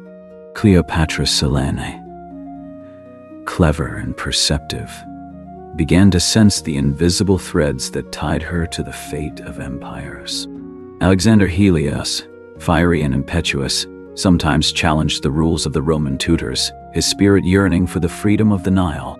Ptolemy Philadelphus, ever silent, seemed to record everything in his mind, storing the knowledge of allies and threats alike. Remember, Octavia warned, your mother's story is your shield and your curse. Speak carefully, act wisely, and let no one know your full strength. Rome may seem protective now, but it is patient, and patience can be cruel. Rumors began to swirl through the streets of Rome. The children of Cleopatra were not mere orphans, but potential threats. Senators whispered that if they grew in knowledge and cunning, they might one day reclaim what had been taken. Others suggested, more darkly, that their mother's blood carried a dangerous charisma that could seduce or manipulate even the most loyal of Romans. One chronicler wrote, "The seeds of Egypt lie in their hands, though Rome thinks them tamed." These children, they are not like other Roman youths, a senator confided to a colleague. Observe them, for they may one day remind us of the Nile's forgotten power. Despite the shadow of Octavian's gaze, the children found small moments of play and learning, yet always under the careful eye of their tutors. Cleopatra Selene practiced her letters in Latin and Greek, her quill tracing words that felt both foreign and heavy with destiny. Alexander Helios constructed tiny maps of Egypt, whispering to himself the names of cities he had never seen. Ptolemy Philadelphus traced the patterns of the stars, as if the heavens themselves could guide him through this new world. Learn what you can, and remember what must be forgotten, Octavia reminded them one evening. The eyes of Rome are everywhere, but even a shadow can hide within light. And so, the children grew under a delicate balance of care and vigilance. The intrigues of Rome surrounded them like walls of smoke, ever present, ever threatening. Each day taught them caution, each night reminded them of loss, and every whispered rumor carried a lesson of survival. The seeds of intelligence, cunning, and resilience were planted, yet the full harvest of their legacy remained uncertain. As the sun set over the city, the children of Cleopatra lay in their beds, dreams filled with the glimmering Nile, the lost city of Alexandria, and the ever-present question: who among the rulers of Rome would finally recognize the power still alive within them? Winter had settled over Rome, casting long shadows across the marble corridors where Cleopatra's children now lived. Though Octavia provided care and protection, the weight of destiny pressed upon them. Every lesson, every conversation, carried with it the subtle hum of politics and the ever-present reminder of their mother's legacy. Selene, Alexander, Ptolemy, Octavia whispered one evening. The world outside these walls is not gentle. You must learn to hold your thoughts like a blade, sharp, precise, hidden until the right moment. Cleopatra Selene, now more aware of the currents around her, felt the stirrings of unease. She noticed how nobles and tutors exchanged fleeting glances when she spoke, their words tinged with curiosity, envy, or fear. Alexander Helios, impatient and restless, began to question the rules. His young mind could not yet fully grasp why they were treated as both treasures and threats. Ptolemy Philadelphus, quiet as ever, observed from shadows, storing knowledge like precious scrolls for a future he did not yet understand. "Remember," said one of the Roman tutors, "your lineage is both a crown and a curse. Speak too boldly, and the eyes of the Senate will mark you. Move too freely, and enemies will shadow your steps." Rumors in Rome intensified. Some senators speculated that the children might one day avenge their parents, while others whispered that Cleopatra's blood carried a subtle magic, an influence over men that was dangerous even in the absence of power. One historian later recorded, in every glance they cast, one could see the reflection of Egypt, a kingdom lost but not forgotten. Do not let their whispers frighten you, Octavia reassured them. Fear is a tool, yes, but so is patience. Learn when to bend, when to strike, and when to remain unseen. As days passed, small tensions began to emerge among the children themselves. Alexander Helios chafed at lessons he found tedious, resisting instructions that seemed designed to confine him. Cleopatra Selene, precise and studious, often scolded him gently, attempting to mold him into the disciplined shadow of a queen she felt compelled to become. Ptolemy Philadelphus watched silently, occasionally offering insights in a quiet voice that revealed a depth far beyond his years. "Their mother would have been proud," murmured a soldier, watching them practice rhetoric in the courtyard. "Each carries the spark of her mind, yet the world will test them, like no Alexandria ever did." Even in play, strategy and caution dominated their actions. They learned to read the intentions of others as carefully as they studied the stars or the Latin texts. Their games were no longer simple amusement. They were rehearsals for survival, exercises in diplomacy, and lessons in subtle power. And as night fell over the city, the children lay awake, hearts pounding with curiosity and fear. Outside their windows, Rome slept unaware of the seeds of genius and cunning growing quietly within these young heirs of Egypt. Little did they know, the next storm of intrigue was already gathering, one that would challenge their courage, their loyalty, and the very essence of who they were to become. Spring arrived in Rome, but the air in the marble halls of Octavia's residence was heavy with tension. Rumors of potential uprisings in distant provinces and whispered threats from ambitious senators reached even the ears of the children. Every letter, every visitor, every shadow seemed to carry a hidden meaning. Listen carefully, my children, Octavia said one morning, gathering them in the garden. The world beyond these walls watches you more closely than you realize. A wrong word, a careless glance, and Rome's scrutiny can crush even the strongest. Cleopatra Selene, sensing the gravity in Octavia's voice, tightened her lips and nodded. Her eyes, once filled with innocent curiosity, now reflected the calculation of a mind already learning the arts of diplomacy. Alexander Helios, impatient and restless, frowned and looked away, longing for the familiarity of Egypt's sun and sand. Ptolemy Philadelphus, quiet as ever, observed the guards in the distance, noting their positions, their gestures, the subtle signals of authority and vigilance. The children of Cleopatra are more than they seem, one senator remarked in a private meeting. They are clever, observant, and guided by Octavia's wisdom. If they learn too quickly, they may become a problem. Tensions escalated as the children began to notice subtle acts of surveillance. Courtiers who smiled too widely, guards who lingered a moment too long, and the occasional messenger carrying cryptic letters all suggested that their lives were under constant observation. Cleopatra Selene started to keep secret diaries, scribbling her thoughts and questions in hidden corners of the residence, while Alexander Helios experimented with minor acts of defiance, testing boundaries to see who would respond. Knowledge is your armor, Octavia reminded them, guiding their small hands over maps and letters. But even the strongest armor can be pierced if you are careless. Watch, listen, remember, then act. It was during one quiet afternoon that the first tangible threat emerged.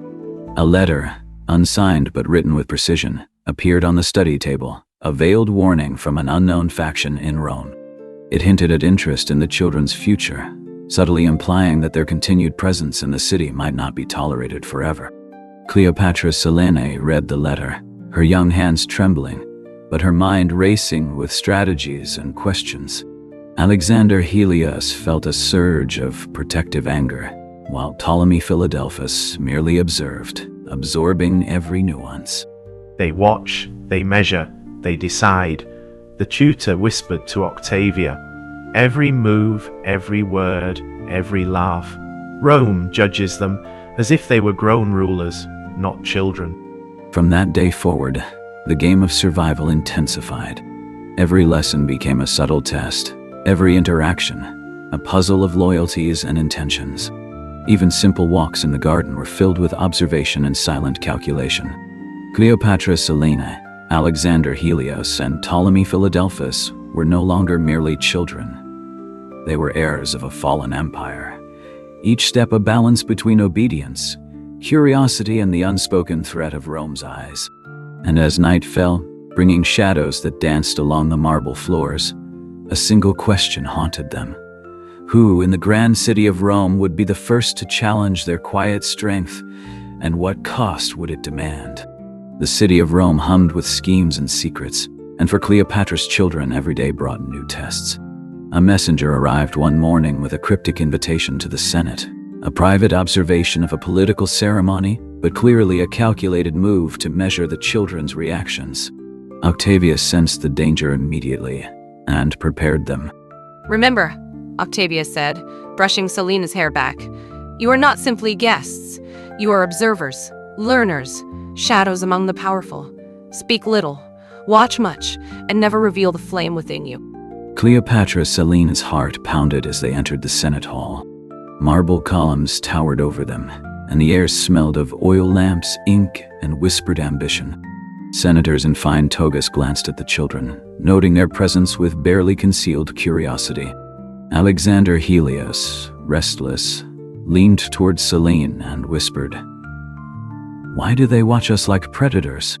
Because we are their curiosity and their caution, Selene replied, eyes scanning the room. Watch, learn, survive. The heirs of Cleopatra, a senator murmured to his colleague. They may appear small, but their eyes betray a cunning that even Rome should fear. The ceremony began, but the children noticed more than the political display. Subtle gestures, exchanged glances, and whispered words among the senators revealed alliances, rivalries, and ambitions. Selene traced the movements carefully, noting which senators held grudges, which sought favor, and which seemed entirely neutral. Alexander Helios clenched his fists, feeling the tension, while Philadelphus simply observed, his mind cataloging every detail. Suddenly, a minor scuffle erupted near the entrance. A young page had been accused of delivering a letter too late. Voices rose, senators argued, and for a moment, chaos seemed to take hold. Cleopatra Selene, without thinking, moved swiftly to calm the situation, offering a diplomatic word that caught even the adults by surprise. Alexander Helios watched, awe and frustration mingling as he realized the power of presence and words. Well done, Octavia murmured, squeezing Selene's shoulder. Even in shadows, the cleverest mind shines. But outside the ceremony, threats were still gathering. Letters, whispers, and secret observations continued, and a shadow from Cleopatra's past, an exiled Egyptian official rumored to bear grudges against the family, had begun to stir. The children, though young, began to sense that survival in Rome required more than cleverness. It required courage, resilience, and the ability to navigate unseen dangers. As dusk fell, bringing the warm glow of oil lamps across the city, the children returned to their quarters. Each step echoed with questions. Who would strike first? What hidden plans were unfolding? And how long could innocence survive in a city so saturated with ambition and subtle peril? The morning sun filtered through the tall windows of Octavia's residence, casting long beams across the marble floors. Yet the warmth of the day did little to ease the tension that had settled like a thick fog over the children. Cleopatra Selene, Alexander Helios, and Ptolemy Philadelphus felt the invisible eyes of Rome upon them, and the weight of expectation pressed harder than ever. Selene, Alexander, Philadelphus, Octavia said, gathering them in the library. There are forces at play you cannot yet see. Words and actions are weapons, and even a smile can betray intentions. Alexander Helios, brimming with frustration, slammed his hand on the table. Why must we always hide, always obey? We are more than pawns, he exclaimed, eyes blazing. Cleopatra Selene's fingers tightened around a scroll, her calm exterior cracking as she struggled to respond. Philadelphus remained silent, his eyes darting to the shadows where courtiers and guards moved like predators. Control is survival, whispered the tutor, who had been silently observing. Without restraint, even the cleverest of minds falls prey to the ambitions of others. Tensions between the children mirrored the dangers around them. Alexander's defiance clashed with Selene's precision, and Philadelphus's quiet analysis. Yet Octavia's steady guidance reminded them that unity was their only shield against the unseen perils of Rome. Rumors of spies and exiled Egyptian officials reached their ears, whispering of revenge and hidden plots, fueling both fear and determination. You must trust each other, Octavia said, her gaze sweeping over them. Divided, you are vulnerable. Together, you are a force even Rome may underestimate. The children practiced diplomacy and subtle influence, learning to navigate conversations, gestures, and the careful choice of words. Cleopatra Selene, growing in confidence, began to assert herself among tutors and servants alike, demonstrating insight that belied her years. Alexander Helios, restless but clever, discovered small ways to test limits without drawing overt attention, while Philadelphus quietly cataloged every lesson, every observation, storing them like secret weapons. "They are learning," murmured the old soldier, who had watched them grow. "Even in play and defiance, they calculate like seasoned rulers." But Rome's shadows were growing darker. Anonymous letters continued to arrive, each more cryptic than the last, and hints of conspiracies among senators suggested that the children's presence was both coveted and feared. For the first time, the young heirs realized that survival would require more than intellect. It would demand courage, decisiveness, and the courage to face betrayal. As night fell, the children gathered in their chambers, the flicker of candlelight casting long, trembling shadows. Alexander Helios's anger simmered, Selene's resolve hardened, and Philadelphus' mind raced with strategies yet untested. Beyond the walls, unseen eyes watched, and the first real move against them was already underway. One that would test their bonds, their wits, and the very essence of their inherited legacy. A chill wind swept through Rome as the first signs of a conspiracy began to reveal themselves.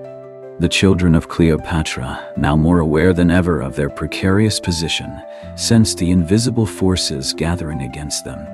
Whispers in the corridors, hastily torn notes, and coded messages hinted at a plot that had been silently forming for months. Selene, Alexander, Philadelphus, Octavia warned, holding a letter in her hand. "This is no ordinary warning. Someone is orchestrating moves against us, against you. We must act with caution and intelligence." Cleopatra Selene's pulse quickened as she read the cryptic lines. Every word seemed to carry a double meaning, a threat concealed beneath the formal phrasing. Alexander Helios paced the room, his frustration barely contained. "Why won't they leave us alone?" he muttered, fists clenched. Philadelphus, ever observant, scanned the edges of the parchment. Noting the subtle marks and stains, evidence that it had passed through many hands before reaching them. "The children are not merely observers," an old senator remarked to a colleague in Shadowed Hall. "They are a threat to some ambitions here. The more clever they become, the more dangerous they are perceived." The children spent the day preparing for contingencies. Cleopatra Selene practiced diplomacy with servants, testing reactions to subtle questions and observing hidden loyalties. Alexander Helios mapped escape routes and safe zones, while Philadelphus devised discreet ways to gather information without revealing their intentions. Each movement, each glance became a calculated step in the delicate dance of survival. "Remember," Octavia reminded them, "fear is a tool, but so is knowledge. We must wield both carefully. One misstep and Rome's hidden enemies will strike."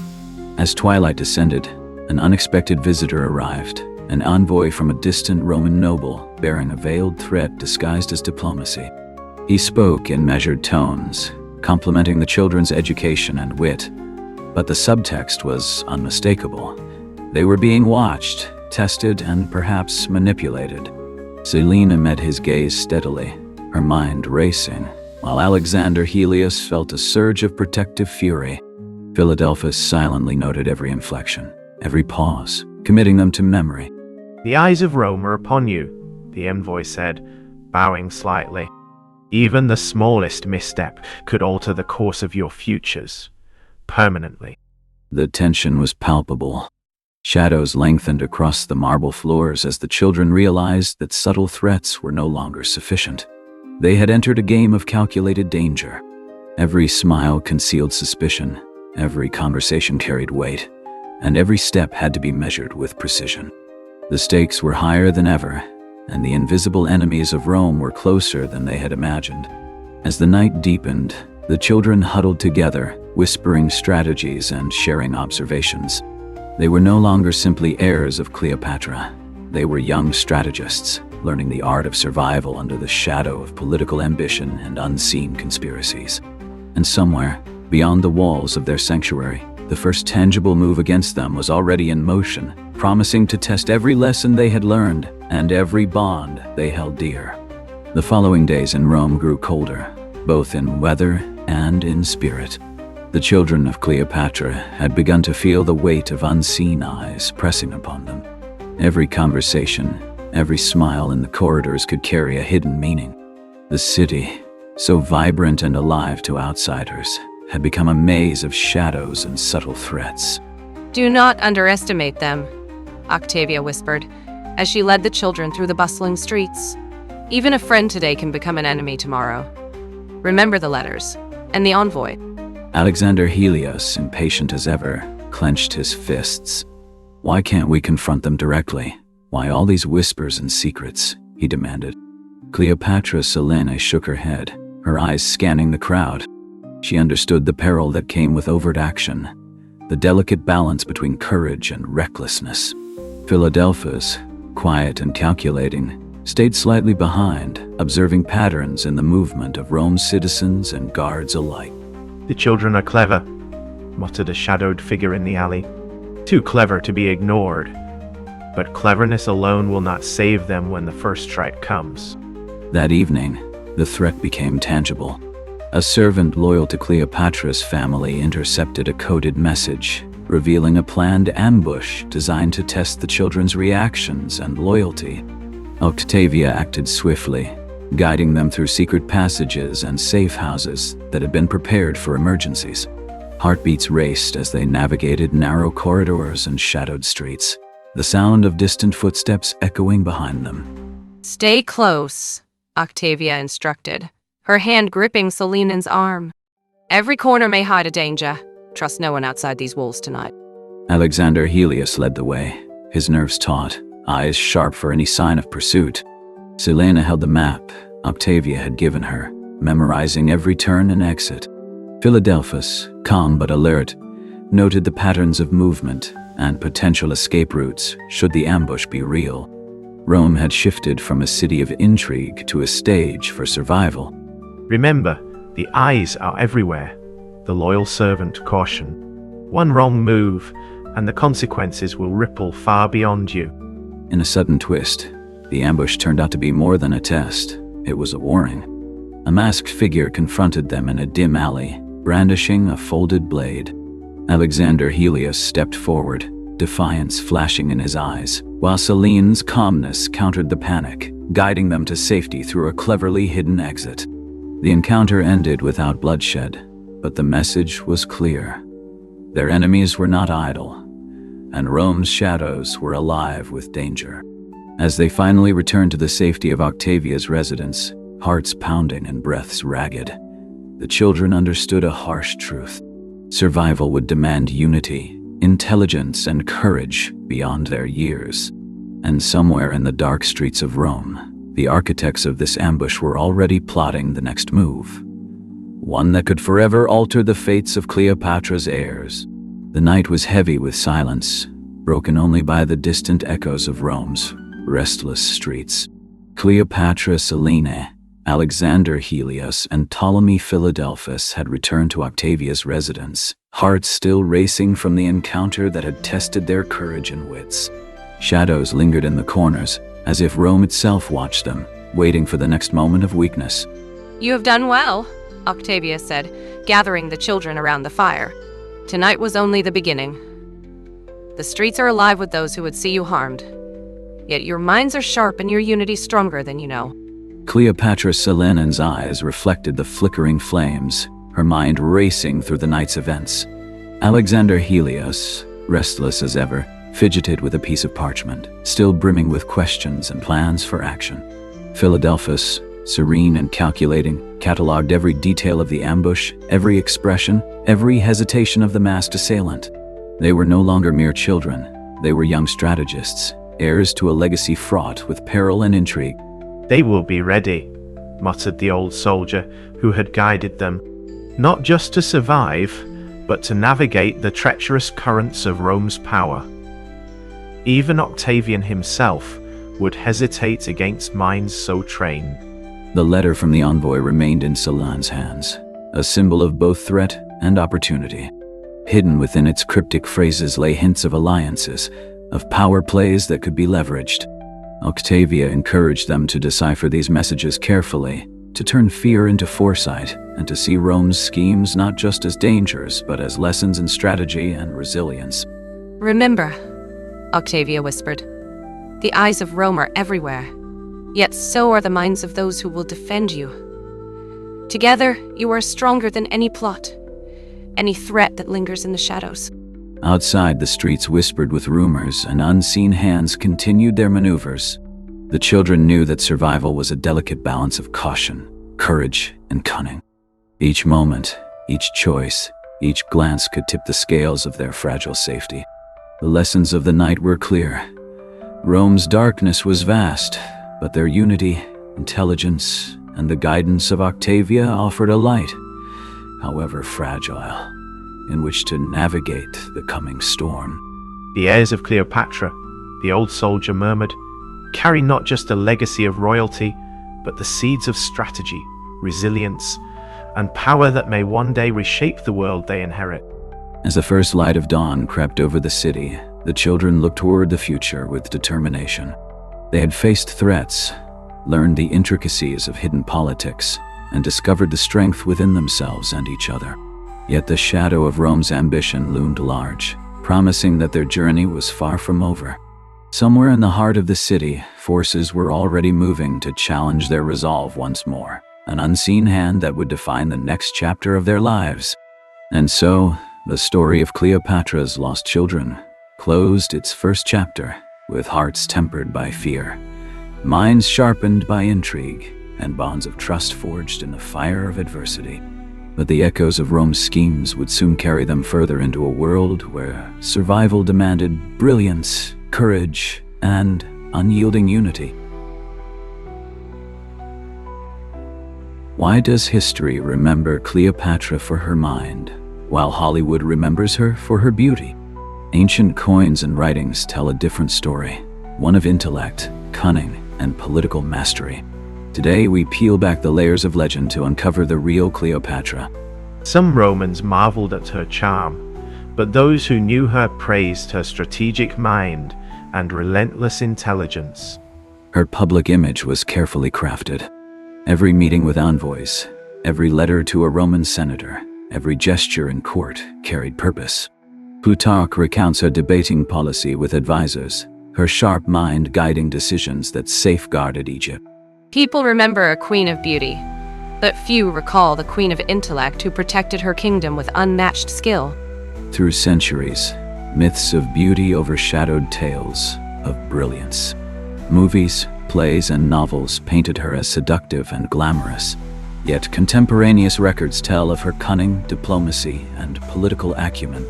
Even her romantic entanglements were strategic moves in the complex game of survival and power.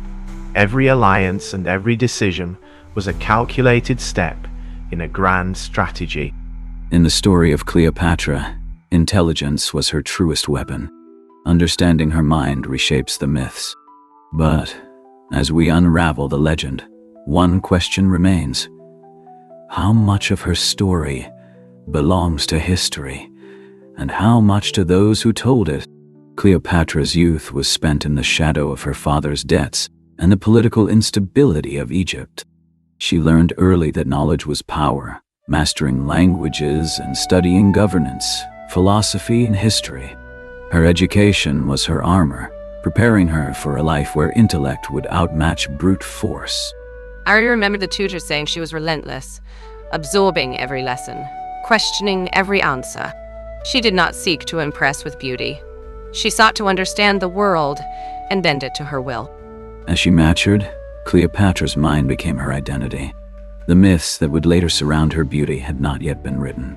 Her contemporaries focused on her cleverness, her ability to navigate intrigue, and her skill in negotiating alliances. A king must understand not only his people, but also his enemies. Cleopatra knew this better than anyone, and her strategies reflected that wisdom. In a palace filled with whispers, plots, and fleeting loyalties, she observed, calculated, and acted. Every meeting was an opportunity, every glance a message. Even in her youth, she commanded attention not by appearance, but by intellect and presence.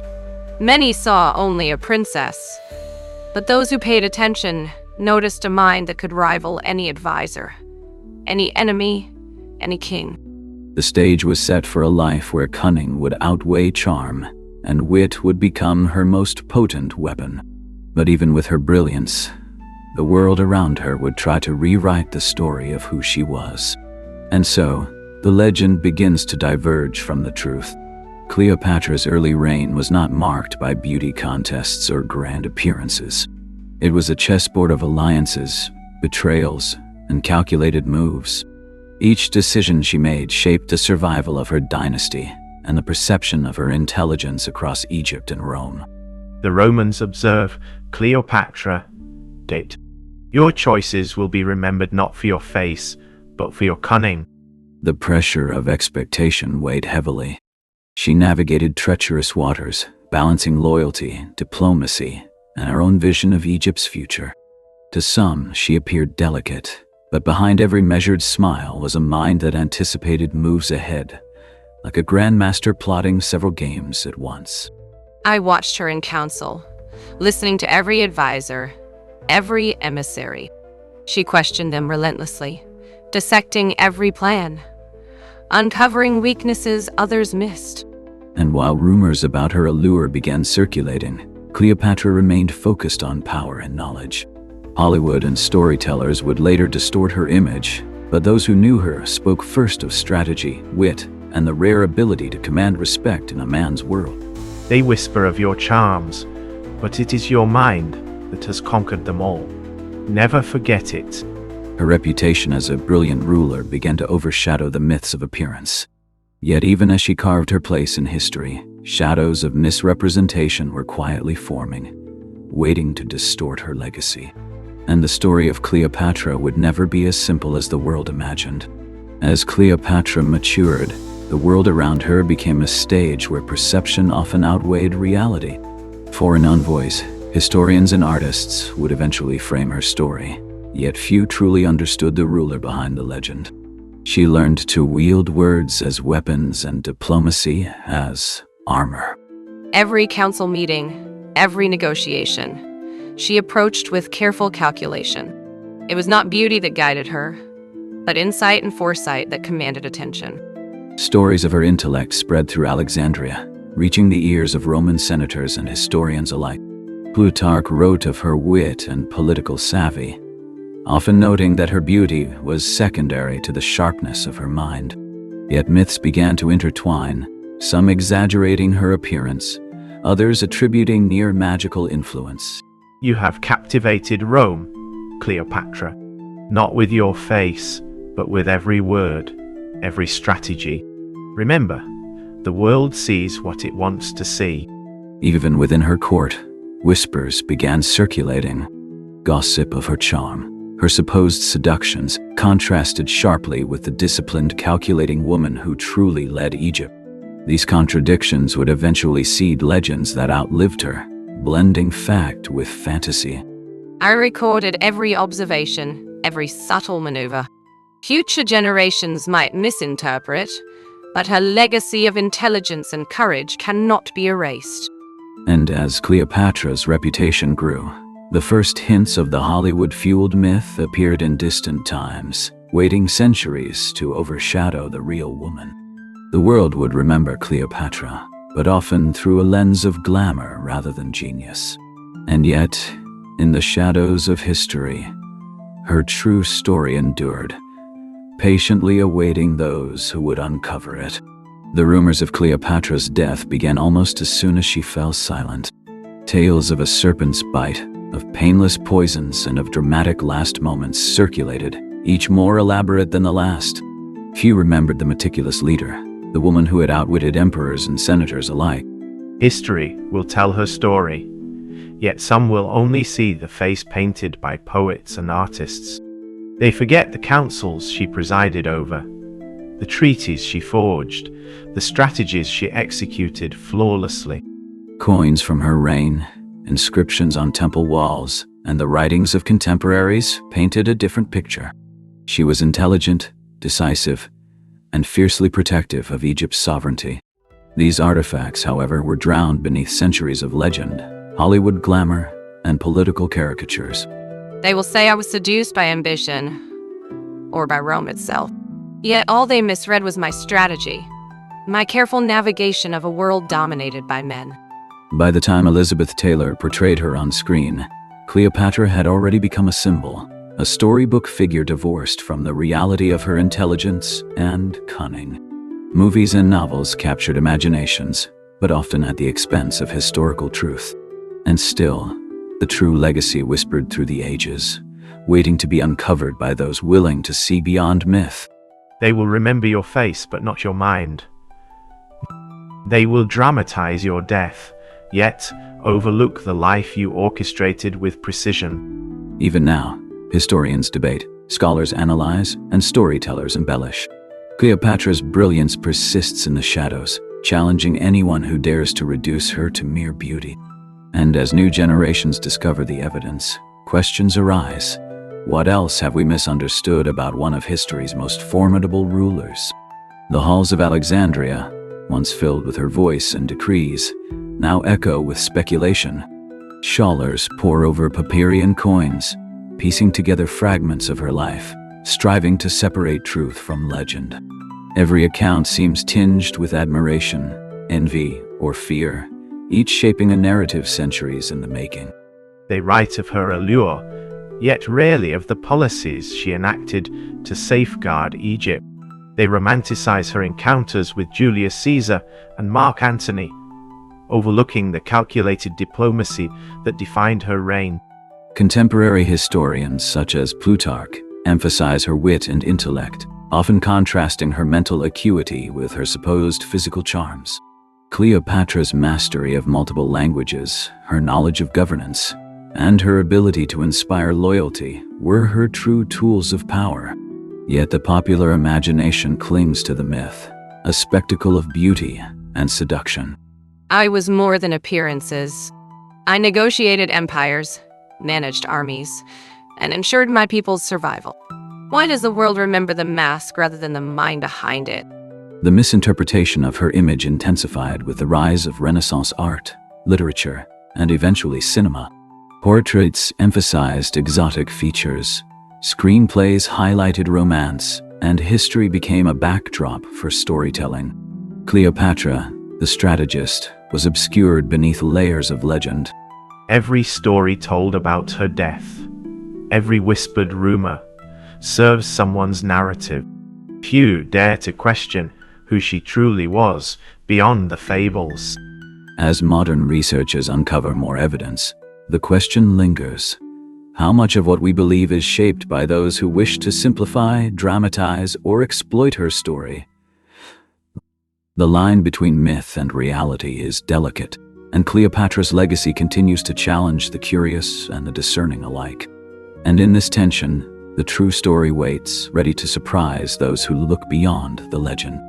In the silent chambers of Alexandria, whispers persist. Coins minted in her likeness show a calm, commanding expression, far from the exoticized images Hollywood later portrayed. Each artifact is a reminder that her story was documented by those who lived in her time, yet filtered through centuries of interpretation.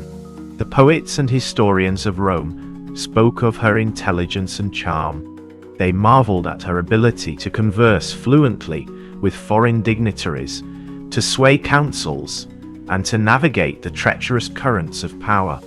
Meanwhile, across centuries, playwrights and filmmakers transformed Cleopatra into a symbol of beauty and seduction. Elizabeth Taylor's cinematic portrayal cemented an image that was alluring, yet incomplete. The strategist, the multilingual diplomat, the survivor of palace intrigues. The real Cleopatra remains partially obscured. Why do they focus on my visage rather than my mind? I outwitted enemies, preserved my kingdom, and secured alliances. The myth speaks louder than the truths I fought to uphold. Every misrepresented story, every romanticized account, serves as a lens through which we view history. Yet the evidence persists. Letters, coins, and contemporary testimonies reveal a woman of intellect, courage, and strategic genius. The challenge is to reconcile the legend with the life she truly led. Legends simplify. Eyewitness. Reality complicates. For those willing to dig deeper. The Cleopatra of historical record emerges, far more formidable than the myth allows. As we continue to separate fact from fiction, the question arises, what motivated the embellishments? Power, politics, and storytelling intertwined to craft an image that suited eras and audiences long after her passing. And as new discoveries surface, the tension between myth and truth grows ever more compelling. The museum halls are quiet, yet each display seems to whisper her story. A fragment of papyrus, a chipped coin, a weathered statue. They speak of a ruler who relied on wit, not mere charm. Visitors marvel at her beauty, unaware that what captivates them is only a shadow of the truth.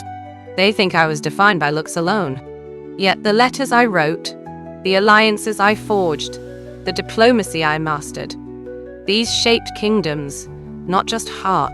Hollywood's scripts rewrote history, emphasizing seduction over strategy. Directors, costume designers, and actors perpetuated the image of Cleopatra as a temptress, overshadowing her acumen and political skill. Each portrayal drifts further from contemporary accounts, creating a disconnect between legend and reality. Historians argued over coins, letters, and foreign reports. Some marveled at her intellect, while others fixated on her rumored allure. The duality of her legacy became a puzzle for every chronicler who tried to capture her essence. Even her death became a stage for myth. Stories of a venomous asp overshadowed speculation that she may have chosen a dignified, controlled end with carefully administered toxins. The drama of the tale eclipsed the reality of her courage and planning. Let them remember the woman who commanded fleets, negotiated with emperors, and preserved her people. Let the world see not just a face, but a mind that shaped history. And as the centuries unfold, each retelling shapes perception anew.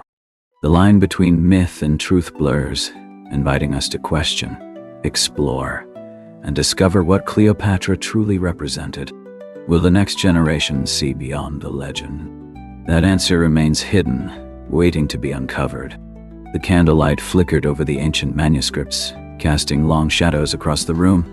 Each scroll, each inscription, spoke not of a seductress, but of a ruler who wielded intelligence as her greatest weapon.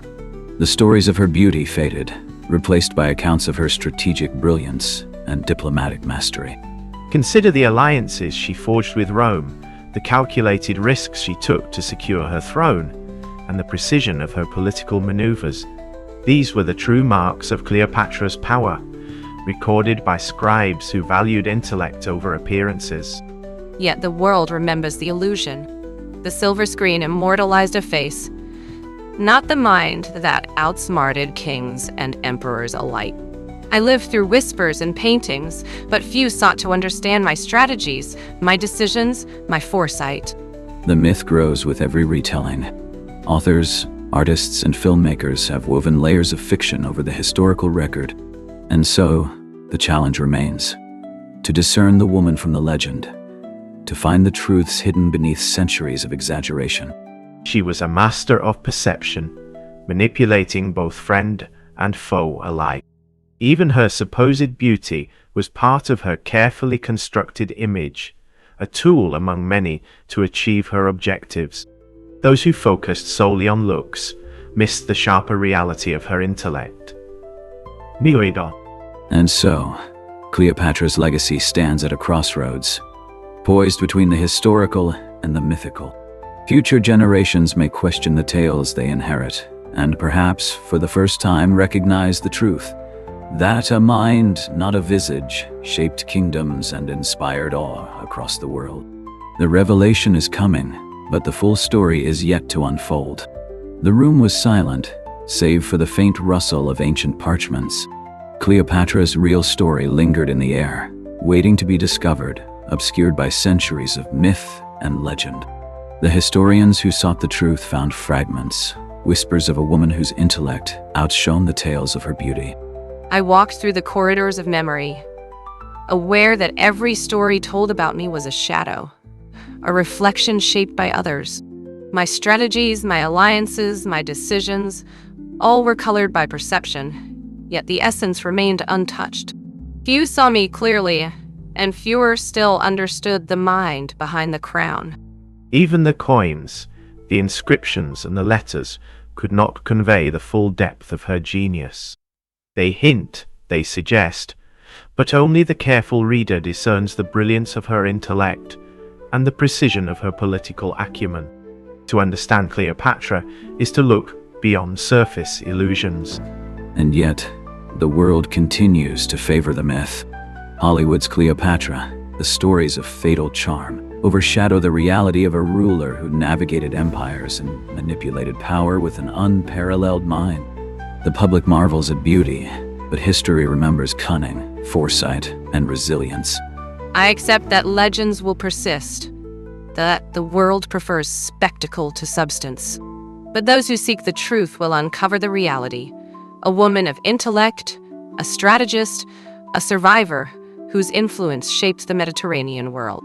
My legacy is not in the myths, but in the minds I challenged and the history I molded. As the parchments settle and the candles dim, one truth remains clear. Cleopatra's story is far richer than fiction allows. It is a testament to intelligence over image, strategy over seduction, and legacy over legend. And though myths endure, the world will never forget the woman who mastered history itself.